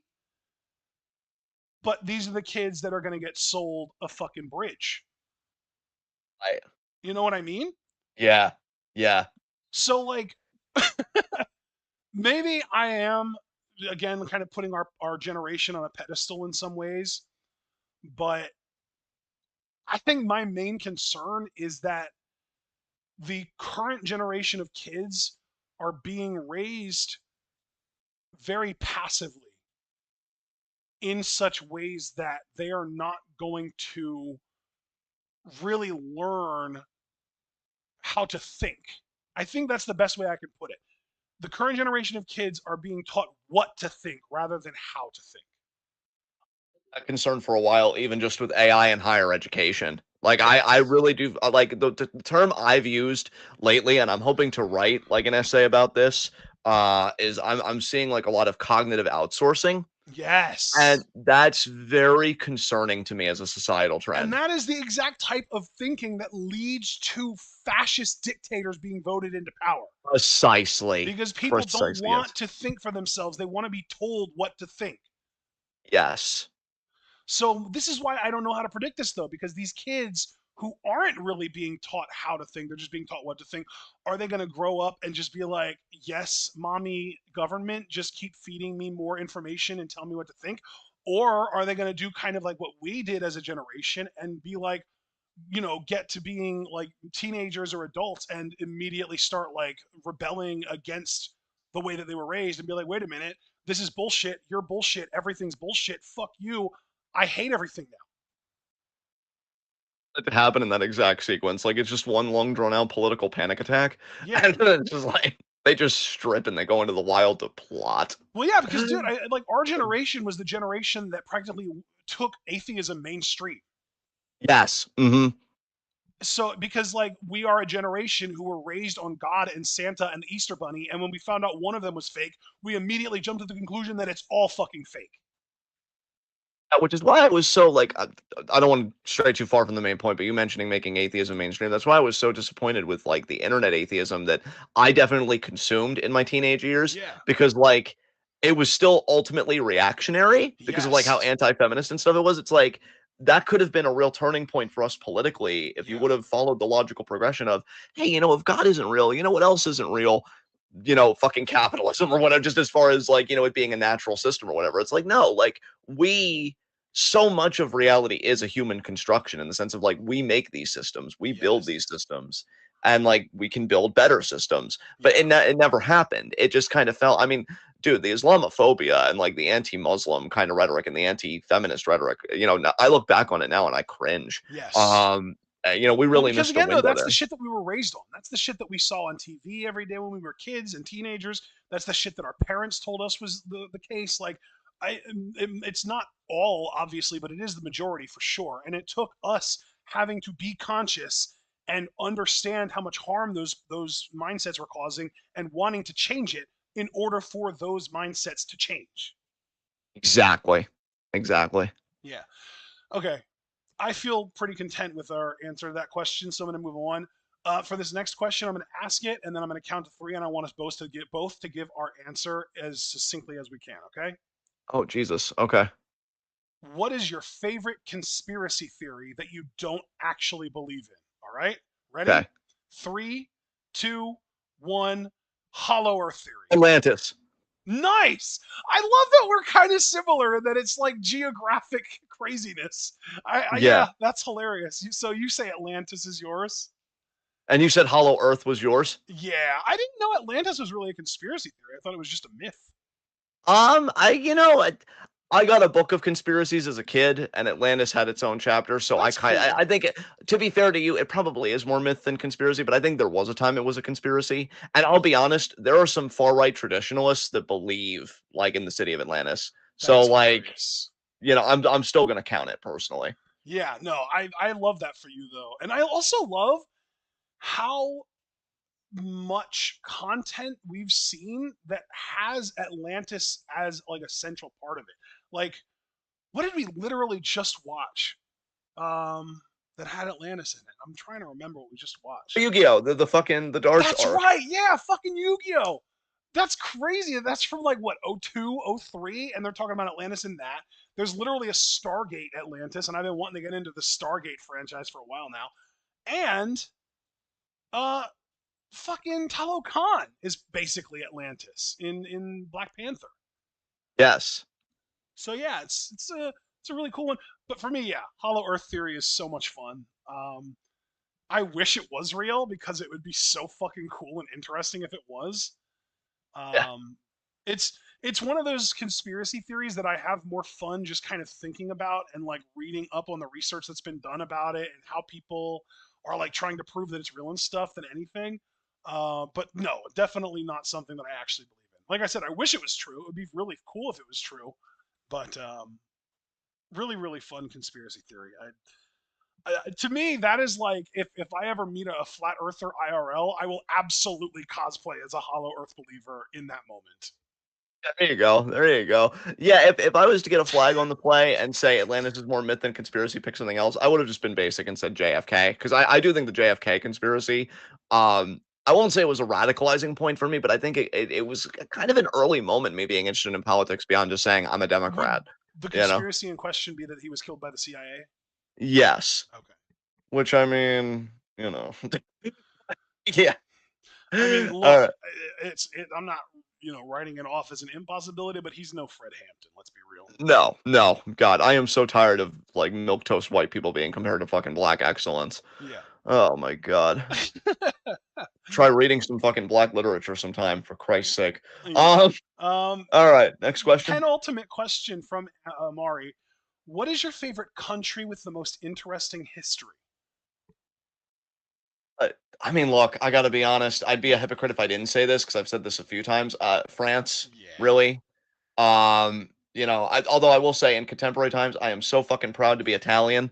Um, Praise to Italy for fucking doing a general strike and getting movement on Gaza. You're fucking awesome. As is Yemen for their resistance and stuff like that. But as far as like just in general, favorite country with a fascinating and rich history, definitely France. I don't even know if DBK is here. Viva la France, DBK, because it had the French Revolution, which that was definitely an early radicalizing point for me. I'm like, oh, cool. So they took the bad guy and they guillotined him. Like I feel like at bottom I've always had issues. And I only just really developed the language in my adult years. But then, of course, the Enlightenment, like the idea that we could think about things in a different way and that like God wasn't absolute and we could question things. I should have always known that I was going to end up like in philosophy or some type of like quote unquote intellectual field with how much I gravitated to that because I thought that was the coolest shit. I'm like, whoa. So they were like critiquing the church and they were actually saying there's another way to understand the world besides God. And like, I just thought that was the coolest shit. And yeah, France was definitely like a huge, huge bastion of both those things. So definitely France for me. What about you though, bud? What do you got going on? Yeah, I think for me it would actually be Mexico. Interestingly enough, That's hot. I am so because when people think of natives, they always think of like the sort of stereotype of American natives, with like the red paint on their face and the feathers and the that kind of stuff. But or they would think of like African natives, whereas people think of people as like living in tribes and stuff. I am so interested in the history of natives in Mexico because the Aztecs are so interesting to me. And I mean, there are other different types of native Mexican groups that very much interest me and intrigue me and stuff. But yeah, like I have this impression that Mexican and South American natives would have like turned the world into a fucking utopia if they weren't meddled with. Dude, that's how I feel about the African continent, honestly. Like, Right? Yeah. I mean, I'm and like, I would say my number two would actually be North America, like specifically the United States, because of the history of the natives in our country. I think I'm really just very much intrigued and want to learn a lot more and as much as I can about native people and the way that they lived as a part of the earth rather than using the earth, raping the earth, etc., etc. we've always talked about like what you and I would do if we were immortal. At some point in your life cycle, you would absolutely be an indigenous anthropologist. I could just see you traveling around studying these ancient cultures and their Yes, practices, one being million like, yeah, percent yes. yeah, that is so fucking cool. I feel like I learned something about you today, and you know what? It was like opening a Christmas present. I feel warm inside. Oh, that's So beautiful. Nice. you're beautiful. Fuck. Your And fucking face is beautiful. oh, okay, see. Fuck. All right, next question. Next set of questions, actually. Are we at the rotten butter questions? Because I've been like Um, mentally preparing for those. No, we actually have one more left from Amari. You because you know what? To be fair to you, you did say penultimate, not ultimate. That's my Yes. bad. I apologize. I would never Okay, call something that is the last in a set of things the ultimate. that is fair. You would just say final like a normal person. Right. But either way, final question. Final question from Amari. What are your thoughts on the current state of the MCU? It's getting better. I think it's getting better. It's turning a corner for me. Um, I will say this though, even though it's turning a corner for me, I am still more interested on the whole in James Gunn's DCU. Mm-hmm. Um, because I enjoyed Superman. I will say I don't think Superman quite lived up to the hype that I had for it, but that was only by a little bit. It wasn't like, oh my god, this movie was terrible. I thoroughly enjoyed it. I'm looking forward to the next season of My Adventures of Superman, which I think is the best Superman property out there right now. Um, I'm loving Peacemaker right now. I enjoyed Creature Commandos a lot, actually. So yeah, I mean, DCU is really kind of cooking for me, but Marvel I do think is making a comeback for me. I'm enjoying it. Yeah, I really have nothing much to say about it.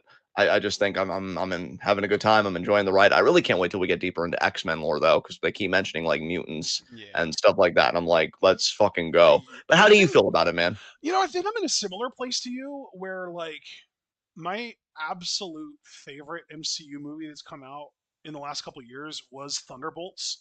And if they it's funny because I remember after Avengers Endgame, they did this presentation where they really like heavily leaned on this idea that the MCU was going to go into two separate directions, that we were going to have street level MCU and MCU cosmic. And the cosmic was going to be like your Thors and your Guardians and Captain Marvel and all that fun stuff, and that the street level stuff was going to be more emphasized on like Spider-Man and the maybe even the Defenders making a comeback, and you have like your Captain America and his friends and stuff like that.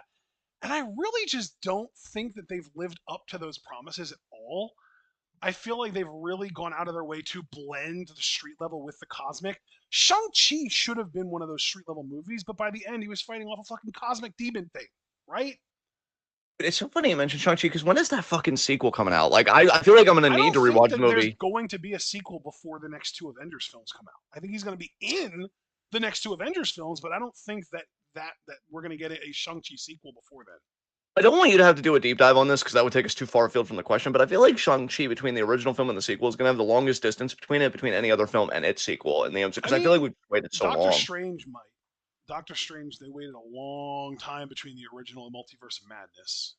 I think it was like That nine is years or 8 years or something like that. Seven, that maybe. is it just feels like Shang-Chi was a lifetime. So you know what? Maybe it's Yeah. just me because it feels like a lifetime ago to me. I'm No, I sorry. agree though. I think did Yeah. Shang-Chi come out in 2021 or 22? Was it that early? It was Because it's 21. only It was 2021. that's crazy that it's only dude. It feels so much longer than 4 years to me. Like Well, that's nuts. COVID time, you know how things are. Yeah, I know. I'm fucked. Everybody's fucked. But yeah, no. But what I was getting at though was that like you kind of you would hope that like an Ant Man and like a Shang Chi would be like those street level heroes, and yet both of those movies felt very cosmic. Like you had Shang Chi going to this mythical utopia, and by the end of the movie, he is fighting off this gigantic like dragon bat demon thing. That doesn't feel street level to me. And like Ant Man, the entire movie is in the quantum realm, and that's not street level either. So I loved Thunderbolts because Thunderbolts felt like a truly street level Marvel movie, and oh my god, did it eat! It was so good for that. And I do love the cosmic, like the Marvel cosmic stuff too. I actually did. I think my to this day, I think one of my top three even favorite MCU movies of all time is Guardians of the Galaxy Volume 3. That movie was a masterpiece. I absolutely love that movie. That's another relatively recent MCU film, and they committed to cosmic and they stuck with it. And I loved it. It was amazing. Um, so I think really what I'd like to see from them is just really recommitting to that split because you had Captain America 4 Brave New World earlier this year, and I was excited to get a full fledged Captain America film with Sam Wilson as Captain America. Little did I know they were going to make it a Red Hulk movie and more of a sequel to the original Incredible Hulk movie that came out back in '08 than a sequel to the Captain America films. And I hated it. So I'm looking So I forward to yeah, seeing how well they deliver on Fantastic Four, though. I gotta tell you, just because I really found fascinating and very salient, very worthwhile points you made about like street level type movies. I know this is probably going to be a hot take for me because I really love Michael B. Jordan as an actor. So not a diss to him, but I still kind of agree with certain black scholars and stuff that I'm friends with on Facebook that I heard talking about the first Black Panther, that they wish it was a movie where he was just fighting the KKK in the first film. Like, I feel like that would have been a brilliant fucking film, but instead we got more black on black violence cinematically with fucking I'm blanking on all the names. The fucking villain Killmonger? of Killmonger. Yes, I knew it was a K. Yeah, so Killmonger played by Michael B. Jordan, and it's like damn, I feel like we missed a great opportunity there to make like what you said, like a street level film, like a street level threat with a fucking white supremacist group because it would have aged so beautifully in the age that we're living in now to have Black Panther as a symbol of like I'm fucking these people up. Hell, there's a comic book artist for Batman that's going to be making a Batman comic soon where he just beats the shit out of the KKK.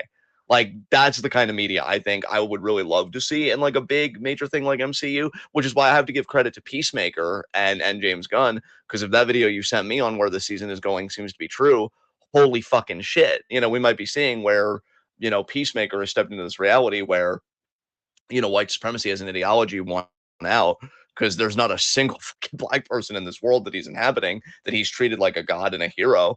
And like, yeah, that's the kind of social commentary I want. And that's why street level kind of movies, I think that's the importance of them too, because there are very real threats right here down to earth. So yeah, just Yeah. really love that you said that and put it that way. Yeah. So I think, honestly, I'm in a state with the MCU where I'm going to watch the movies when they hit streaming. And I might even go to the theater for the Avengers movies that are coming over the next couple years. But I'm not like enthusiastically excited about really any of it. And I'm kind of waiting, kind of like what you said, for them to bring in the mutants and the X-Men. That might be the way that they revive my passion for the MCU. Yes. So, next up, we have 3 questions from Rotten Butter, and the first question is the first question from Rotten Butter. While we have Michael B. Jordan on the brain, we did Sinners this quarter, didn't we? Yes, we did. Which was a phenomenal film. Actually, yeah, we should put that on the list for October because we did say we You wanted to do a know what? rewatch of that movie. You know what? Here's something that I'd like to do. Almost every time we do this question, you go first. I want to go first here because I've been keeping track of what we've watched. That was going to help me so much. So please, by all means, take the reins from me. We finished The Bear season 4 at the very beginning of this quarter. That's how long ago it was. God damn. We rewatched Squid Game season 2, episodes 5 through 7, and watched Squid Game season 3. Yes. We watched Ironheart. Yes, we did. I fucking loved the second half of Ironheart because that new little magician girl that they introduced, I want more content of her. She was amazing. Yes. What was her name? I forget honestly, I'm trying to but find I know it. what you're talking about. But yeah, I Zelma just. Stanton. Zelma Stanton was her name. Oh, She okay. was fucking fantastic. I loved her. I really need, with all of my bones, Strange Academy. It needs to fucking happen. Yes. And you know Yes. what? If we do get a Strange Academy, I hope that it's not just her that they bring back either. I want them to bring back that girl that was the magician girl in the Runaways. Mhm. That would be amazing. She was awesome. I loved her. Nico Minoru was the character's name. The actual actress name is Lyrica Okano. I loved her. If we get a Strange Academy, I would love to see her come back. That would be really cool. Yeah. We need Ned from the Spider-Man movies in that because he's learning how to be a magician or a sorcerer. Yes.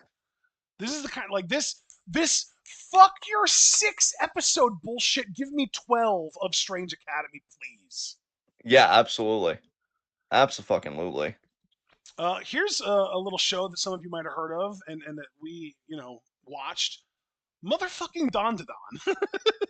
Oh my God. 2027. I'm not gonna be able to make it. I can already tell. I'm not gonna be able to make it. We're gonna have to rewatch the first 2 seasons at some point between now and then. Dude, I look, I'm just gonna say this, and I'm still gonna have you go because you're far more organized than me. But just I watch quite a bit of romance anime and just anime like of that type. One of the best romance stories I'm seeing because they're doing a slow burn, but here's the thing. The emphasis is on the burn, not on the slow, because the moments they give you, you fucking eat. This season was great. Not to mention all the action and great characters and world building. I mean, I think Don to Don personally, I would call it as close to a perfect anime as you're gonna get. And that's just my opinion, but I fucking adore it. So please continue, because I could do a whole video essay by myself on Don to Don, but I won't. The Sandman season 2, kind of a dud. I mean, we know that show's over now. Fuck Neil Gaiman. Yeah, absolutely. Piece of shit. I do have Sinners on here. You already mentioned that. Great soundtrack, by the way, for Sinners. I need to go back and listen to it because I Definitely. really remember liking the music in The that. fucking blues, baby. The fucking blues. It's good shit. Haikyuu. This was the quarter that we watched literally every episode of Haikyuu plus the dumpster battle movie. Oh my God, who knew volleyball could be so emotional? They clearly did. So true. Favorite moment from Haikyuu? Oh God, I think. Okay, so it's a little vague to me. When did they beat the one school that beat them originally with the douchebag that I really liked? You know that one school? Oh yeah. I think that might have even been in the big tournament, or actually it might have been the qualifiers. I don't remember, but I know what you're talking about Yeah, when they beat Alba Josai. Alba Josai was it. Yeah, I think those were the best games in the series for me. Both of the Alba Josai games. Yeah, those were great. Nice. Yeah. I think for me it was Tsukishima getting the block on fucking green hair guy whose name I forget and just That he fucking popping sacrificed his off. fingers to do. What was it when it? Yes, Yeah, yes. yeah, That yeah. shit was so hype. I love that. It was either that or Tanaka finally actually getting a spike in that last game before the series ended. Yeah, When yeah, like Tanaka had that moment where he was talking about how sometimes he feels worthless, and rather than holding his head, letting his head hang low, he needs to just look up and keep trying and keep looking forward. And literally the next time when Kageyama set the ball to him, he fucking got the point and popped off. And God, that was so legendary. I love that shit so much. absolutely. Uh, Rick and Morty season 8 happened this quarter. Season, I actually felt like it was pretty solid. Yeah, I think it was the strongest season in a while, honestly. Yeah, I would agree. That finale with Beth and everything, that was strong shit. Yeah. We also watched WWE Unreal season 1 this year, and it was very revelatory. Yes. Yes, indeed. Kayfabe 4.0 is here, baby. It is, and it's here to stay, Boo. unfortunately. Yes, yes. Here's a fun little reminder and another movie that I might want to add to the October list: Death of a Unicorn.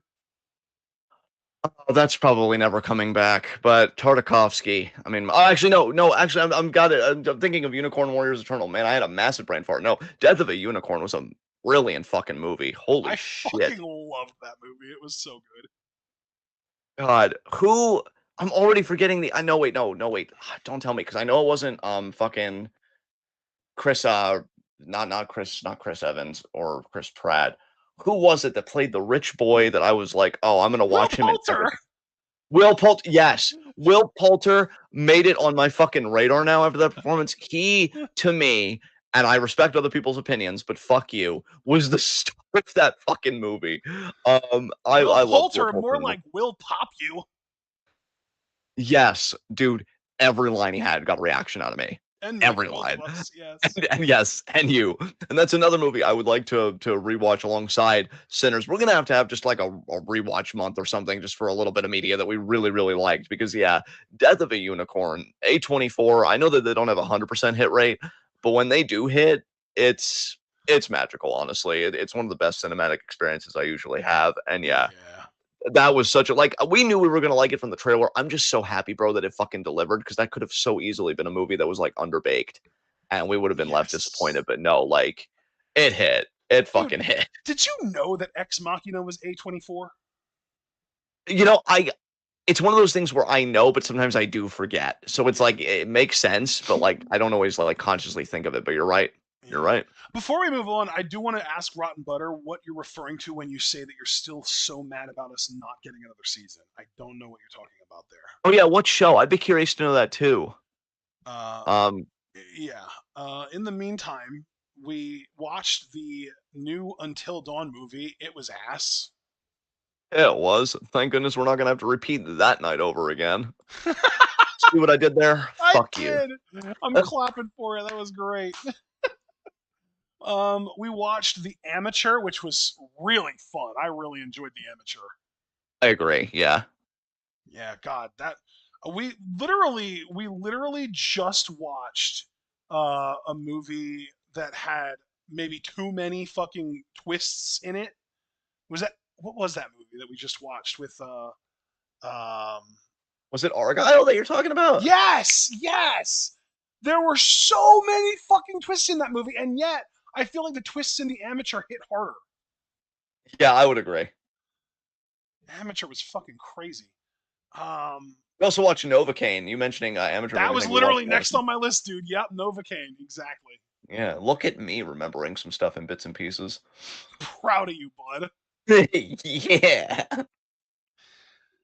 We watched Smoke season one. I'm never gonna be able to look at Taron Egerton the same way again. Oh, Rotten Butter was talking about IQ.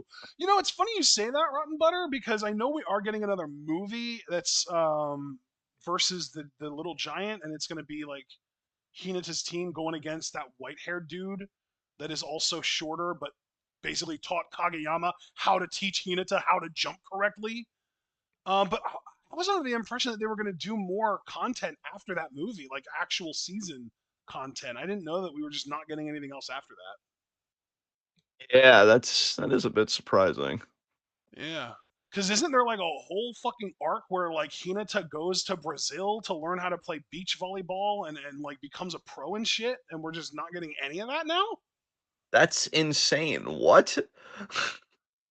Yeah, that's crazy.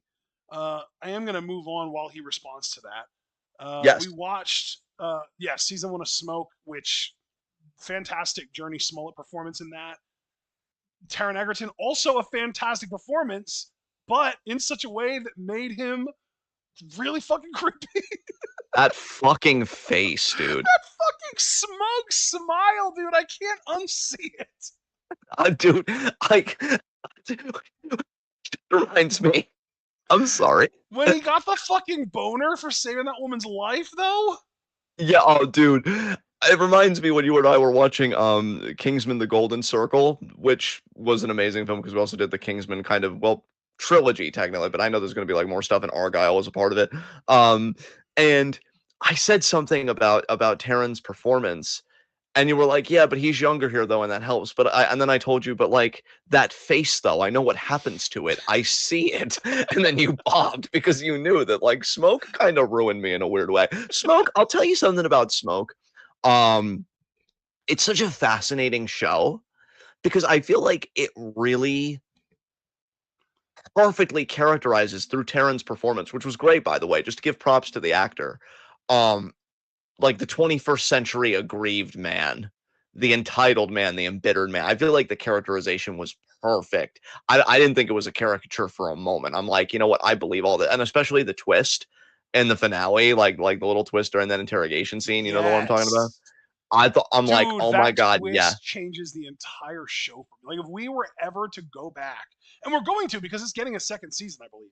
If we were ever to go back and rewatch that first season, knowing what we know based on that fucking interrogation scene, the heebie jeebies are going to get exponentially multiplied. yes, yes, 1000%. I don't know if I'm going to be able to Um, make it through an entire episode of that show now without going, ugh.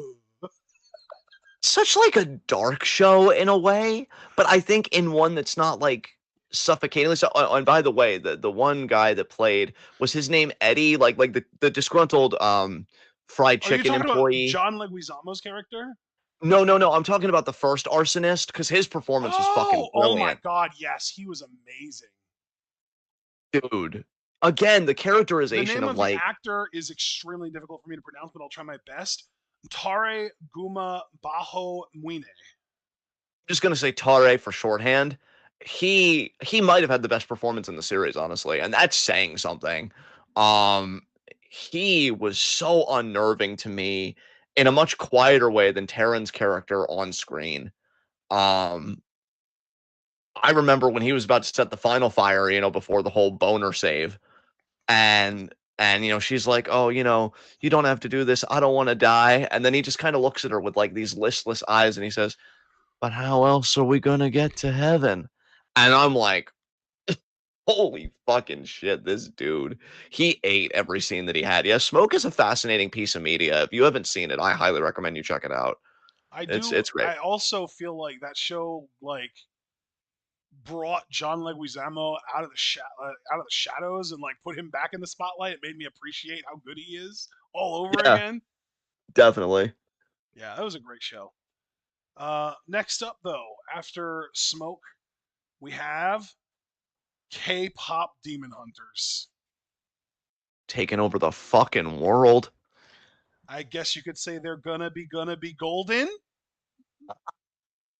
I squeal a little. But yeah, yeah, you Did you see the recent post in the Movies and Television channel about them? Oh, you mean that their reign after 91 days in the top 10 finally ended, but it ended at like what, 345 million fucking views or some shit? Like, 325.1, 325.1 million. I mean, dude, that's The most viewed Netflix title ever is an animated, low frame rate movie about K-pop girls who hunt demons, and the fucking message is to love people for their flaws and love them unconditionally. and see that when we think about the cultural questions that I answered earlier, that gives me a glimmer of hope for culture because if Right? people can gravitate to that, I think it says that like hate isn't something you can subsist on, which is why Yeah. propaganda always kind of sputters out eventually because Another it's like, big message of the yeah, movie is to love yourself too, and to yeah, be forgiving of yourself and be grace, give yourself grace. yeah. And the song, guys, there are two I mean, things that yeah, I have an there are two things I have an abnormal hatred of. It's mathematics and it's musicals. And you don't hate musicals anymore. You're over that hatred. I mean, I've reformed a little. I mean, Schmigadoon's lucky that it was also endearing because I really thought that we were going to regress me there. But we didn't, thankfully. With Dude, do you Schmigadoon, we also realize did. that K-pop Demon Hunter song "Golden," the one that I just referenced when I said gonna be golden," is still to this day #1 on the Billboard Hot 100. God damn. I heard it on the radio the other. I love that you popped yourself, and I love how excitedly you relate that information. It's just Holy shit, keep crazy, up. dude. It's nuts that a movie like this is getting this much traction in the mainstream. I mean, it's on the fucking radio. XG's not on the fucking radio, as much as that makes me bitter. K-pop I Demon mean, Hunters is.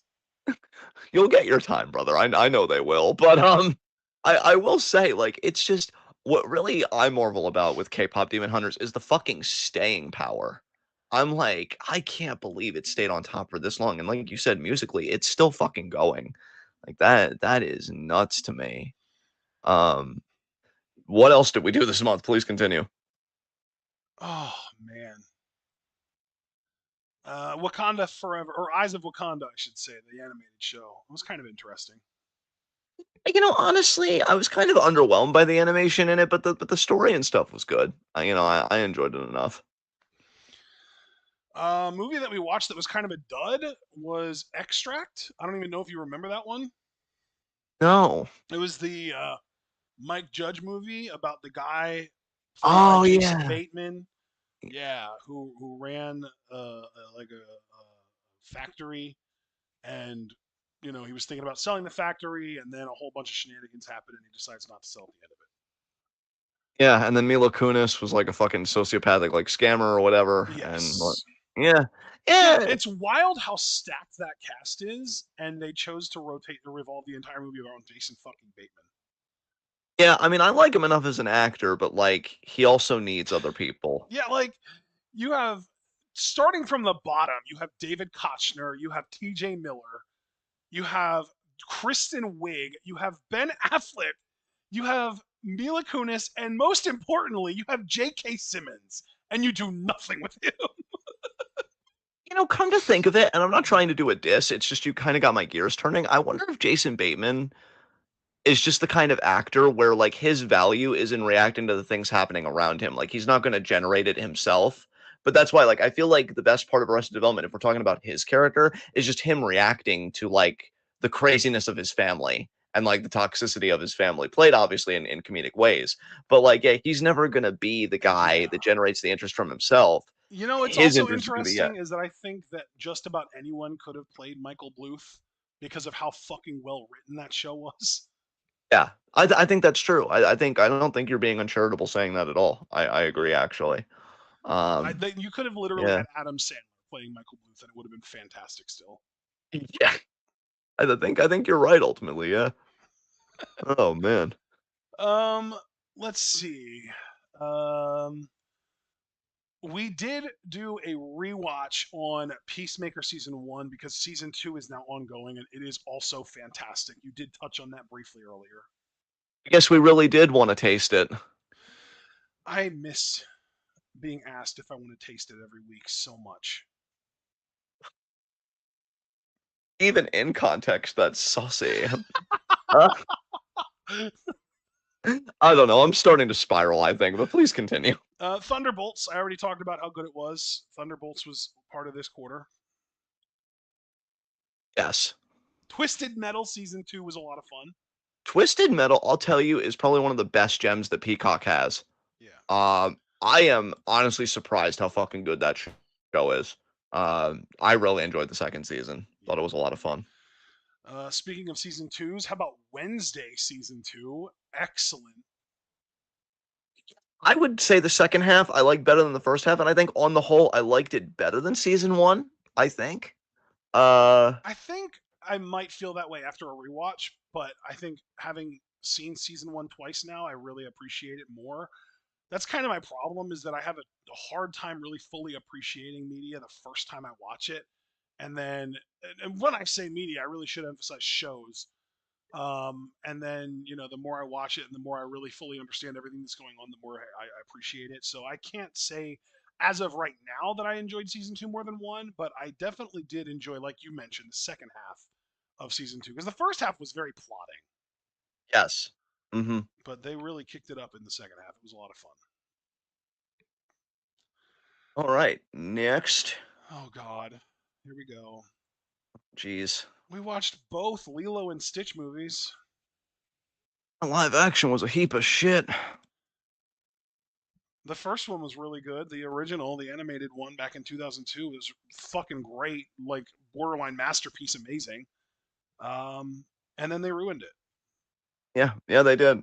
Literally by subverting the message and being like, I know you appreciate that Ohana means family and no one gets left behind, but this is the real world, sweetie. Like, what the fuck?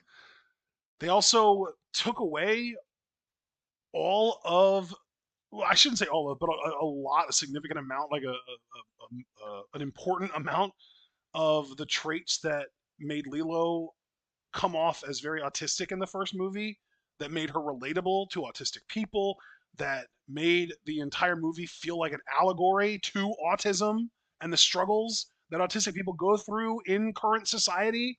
They were just like, oh God, people think that that's what that is. We have to be as unambiguous as possible that that's not the case. Yeah, you're wrong. Fuck you. That's really what it felt like the movie was saying. Oh god. Yeah, I'm definitely tilting. We should just have me stop talking. I'm gonna mute and just let you talk as the adult in the room. Yeah, that was my Oh, opinion. next up, we watched Over the Moon. That was a good one. I remember liking that It's a good one. Better than I thought it would be. one. Adorable too. I fucking love the little bunny and the way that the little bunny like got to stay on the moon with its cute little bunny lover. I mean, not as adorable as your face or my existence, but yeah, adorable. I also enjoyed the green little pangolin that was very heavily inspired by Olaf from Frozen. That was the only thing that kind of annoyed me. Like characters like that, I just don't really have any patience for. I'm like, I want to strangle you, but I can't. So I guess you can stay. And kind of my thing to work through. But the bunny was cute, though. In all seriousness, the bunny in that romance, I actually did appreciate that. How about Schmigadoon? Look, can we just, now that it's over, and we know that it's not coming back, can we just talk about how absurd that time? What the fuck is a Schmigadoon? Like, I know that it's a place, it's a magical place where musicals happen, apparently, but like, why? Where every day is a musical, to be specific. Don't fucking correct me right now. The premise is absurd. Um, I will say though, I feel attacked. you know what? Don't be. That probably fixed the problem. That I don't solves know. everything. Yes. It does. It really does. I really liked Keegan Michael Key in it. I thought he was great. Well, he was your self-insert. He was my self insert, and we inserted deep. Although to be fair, I guess he really Even was with my self insert. Because I guess he really was my self insert because even when he started to turn around on musicals, that kind of mirrors my own development where I'm like, oh, so they're not all trash. That's cool. Yeah. I can't wait to watch Sweeney Todd with you next month. Yeah, it's gonna be fun doing it with you, bud. It's gonna be Yeah. great. Let's go to Yeah. a barbershop and sing. Yeah. Speaking of, where the fuck is season 2 of Has Been Hotel? I'm tired of fucking waiting. Oh, I have a date for you. Season Do 2 of you? Has Been Hotel is October 29th. Is it really? No, I'm sorry. You didn't deserve that. What the fuck? Yeah, yeah. Stop making me giggle. I need to function. We still have questions. So yeah.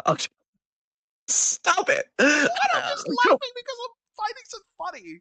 Okay, but your laughter is adorable and it pops me because of how cute you are. So stop it. Fuck. Okay, That fine. I'll cease having fun so you can stop breaking. fucking do that. Don't be like, just take my fun away. I am not a traumatic parent, okay? Fuck all of you. Who are you trying to convince, bud?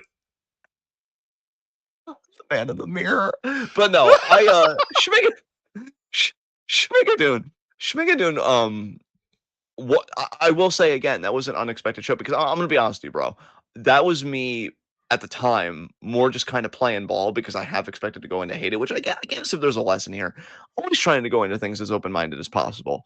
Because yeah, that was a lot more fun. I think I preferred the second season to the first, just because on the whole, I think I preferred the songs in the second to the first. But Yeah, I think both definitely. seasons The were good. songs in the second season were great. And I'll tell you, I came around on the show so much. I will say I feel so bad for the creator because they had a third season all lined up. They had all the songs written out, and then Dude, Apple did you TV was hear what like, the third season was supposed to be called? "What was it supposed to be called?" Oh, stab me with a knife and turn it into the schmuds. Oh wow! I fucking love Into the Woods. That's probably my favorite non-animated musical movie ever. And they were gonna revolve a season around it, and it got fucking taken away from us. Fuck. Well, sorry you've been deprived again. How does it feel to live in late stage capitalism? Oh, what is with me right now? I Yeah, apologize. anyway, why don't you tell me? I know. You're here too, bitch. Wait, hold on. Let me get my hand puppet out. John, you need to simmer your ass. I know. I'm sorry. All right, I'm gonna Why do try I and have this behave strange myself. feeling that you actually waggled your fingers to make mouth movements when you said that? You can't prove it. Eat my ass. The Kingsman trilogy. And that golden circle. God, grind me into burger meat. Fuck. Why didn't you know what? I'm gonna say it for you. You should have added mommy to the end of that for sure. God, well, mommy's got all the secret sauce. Yeah. God, she was the perfect villain. She's pro cannibalism, and her plan was to legalize all drugs. And the president was the asshole. Like, and now I know people are gonna be The like, but president was the real villain of that movie. She just allowed him to be his worst self. yeah, she was the catalyzing force. Now I know what people are gonna say, but John, she already infected so many people. Yeah, cry me a river. Like, just legalize everything, and it's no fucking problem. Like, okay, If the so you're president wasn't an asshole, the world would be a significantly better place after what she did than it was before. yeah. So you have a little cough. Is it of the whooping variety? Then shut the fuck up. All right? Like, you'll be fine. Is it You'll of the live. dry variety COVID ass? Over there. Oh god, that makes me think of Rhea Seto. I hope her recovery is going well. But yeah, I mean, I think I just I'm saw a video of her dancing the other day, so I'm sure she's fine. oh Jesus Christ. I don't know how I feel about that though. It's like, yeah, my antibodies are back, bitch. Okay, I'm clearly not keeping it together. You just need to keep going. What else did we do? Or if we're getting to the more Well, I personal did side of what already. you You did, did yeah. already mention Argyle. That was a big one. I did. I did mention it. And the most recent big thing that we did was Elio. Again, was a surprisingly good movie. I at first thought it was gonna be like a mid-tier Pixar movie, but honestly, I think the message is really fucking beautiful, honestly. So Yeah, the yeah. problem is the message isn't going to reach the people that it needs to reach because it's basically targeted at parents, and parents are going to take their kids to see it and then clock out. Do you have to be right all the time? No, Like, I'm take a not day right off. most of the time, but when I'm right, I'm really fucking right. Wow. Way to just twist the knife even harder. Maybe take a day off. God. Uh-uh. It's not your fault. It's society's fault. I just need someone to blame. That's why I'm so unhealthy. I just need someone to blame for all the Well, I mean, I think we know who to blame. It's the billionaire class, the God, capitalists. you're so right. And I just wasted a squee on them and nothing's ever gonna change. Sometimes I squee in my bathroom mirror and I wonder where life went because there's the answers. What did we watch last night before we started talking about Halloween movies? Was it That is literally just such like YouTube content and that was it? it was YouTube content. Oh my god, and we still have content night and it's almost 1:30. Jesus fucking Christ. Um, it was YouTube content. Was it? It wasn't. No, because Guinevere was the night before, right? Thank you I'm. for mentioning that because I actually forgot to add that to the list. How dare you be only 99% perfect? Jesus Christ, dropping the ball on us over here. But no, that's actually a great pilot. I know Rotten Butter knows of it. If you guys haven't checked it out, if you're a fan of the Owl House, which I mean, if you're not, low key, how dare you? But also, like, yeah, if you haven't watched it, check out Owl House and then check out that because it's completely different tone, completely Yeah. different shows, but both amazing, and they're all We've well, at least also I mean, been doing a lot of watching of Dr. Stone season 4 part 2. I'm gonna be honest with you because I know that's always been more your anime than mine, but this arc they've been on, I think it's been some of the best episodes they've ever produced. That I most recent really one got do me in my feels. agree. I think as soon as they landed in the Amazon, or really I should say just in South America in general, I feel like the show really picked up a lot. I agree with you completely. Again, that most recent episode had me in my fucking feels. Like that Yes. was I can't wait for damn. tonight's episode. I really want to see how they get civilization back up and running. Yeah. They'll find a way. Science always does. All right. That's hot. Talk nerdy to me. God, it's a shame that I have the crisp one because if you could just hear the fucking hot piping squeeing action going on over here. Um, the only other thing I can think of that we've been watching this quarter is South Park season 27, which has been fantastic thus far. And I'm glad they got new episodes coming tonight because I was really afraid that they were gonna try and be strong armed to like cancel the show or whatever and not even see the rest of the season with all the Charlie Kirk hubbub. All of this for a bigot. Like it just I'm sorry, fam. It just really puts a bad taste in my mouth. But John, he was a white bigot. That's what matters. Yeah, he was a white bigot whose face to head ratio was absolutely fucked. All right. Eat dirt ass face. Fuck. Why did his face low key look kind of like the face that Cartman made when he was trying to get into the Special Olympics? God, I see it. You're so right. How dare you be right about that? What the fuck? What are you doing to me, guy? Look at what you're doing to me, guy. Or no, it was you don't know what you're doing to me, guy. That's what it was. Anyway, that's all I have. So I guess in terms of like content that we've watched musically, really nothing new other than XG dropping a new incredible like S tier song literally like last week, and me having listened to it probably hundreds of times since then. Yeah. Dude, There you are are so like me when you love a song. You just abuse that replay button. Yeah, no, I'm but I'm right here's the there with you. thing though, that is incredibly uncharacteristic of me, and I could not tell you the last time that I did that with a song. That's how much I love this one. Oh wow, damn. Well, look at XG go. They're dropping an album in January. I'm not ready. Oh, it's gonna be so great. See, we culture is also a reason for living because as long as art keeps being made, we have a reason to stick on. I mean, I'm telling you, I legit am being serious. When Don to Don 2027 is a reason for me to hold on against all fucking odds. Like even if they take my social security away and I have to get a job, I will work that fucking soulless 9 to 5 if it means I get to live to see Don to Don season 3. Like, yeah, I don't need much motivation, but that's definitely a motivator. But anyway, you're still going, and this is about stuff that you've consumed. So we know the XG song you love. Anything else going on with you, bud? Um, I don't think so. Besides being a Oh, gift to the rest of us. there is actually. I wanted to talk about a game that I discovered that I fucking love. That's really fucking fun. That I've never heard anyone in our Discord talk about ever. Okay. It's called Declines Drops. Never heard of that. It is a, okay, so you know how Super Smash Brothers is considered a platform fighter? Yeah. Declines Drops is a fighting platformer. Oh wow. So like most of the time in platformers, obviously you have to like fight enemies, but Declines Drops is a platformer where you as the main character have a whole move set akin to the players and characters in Super Smash Bros.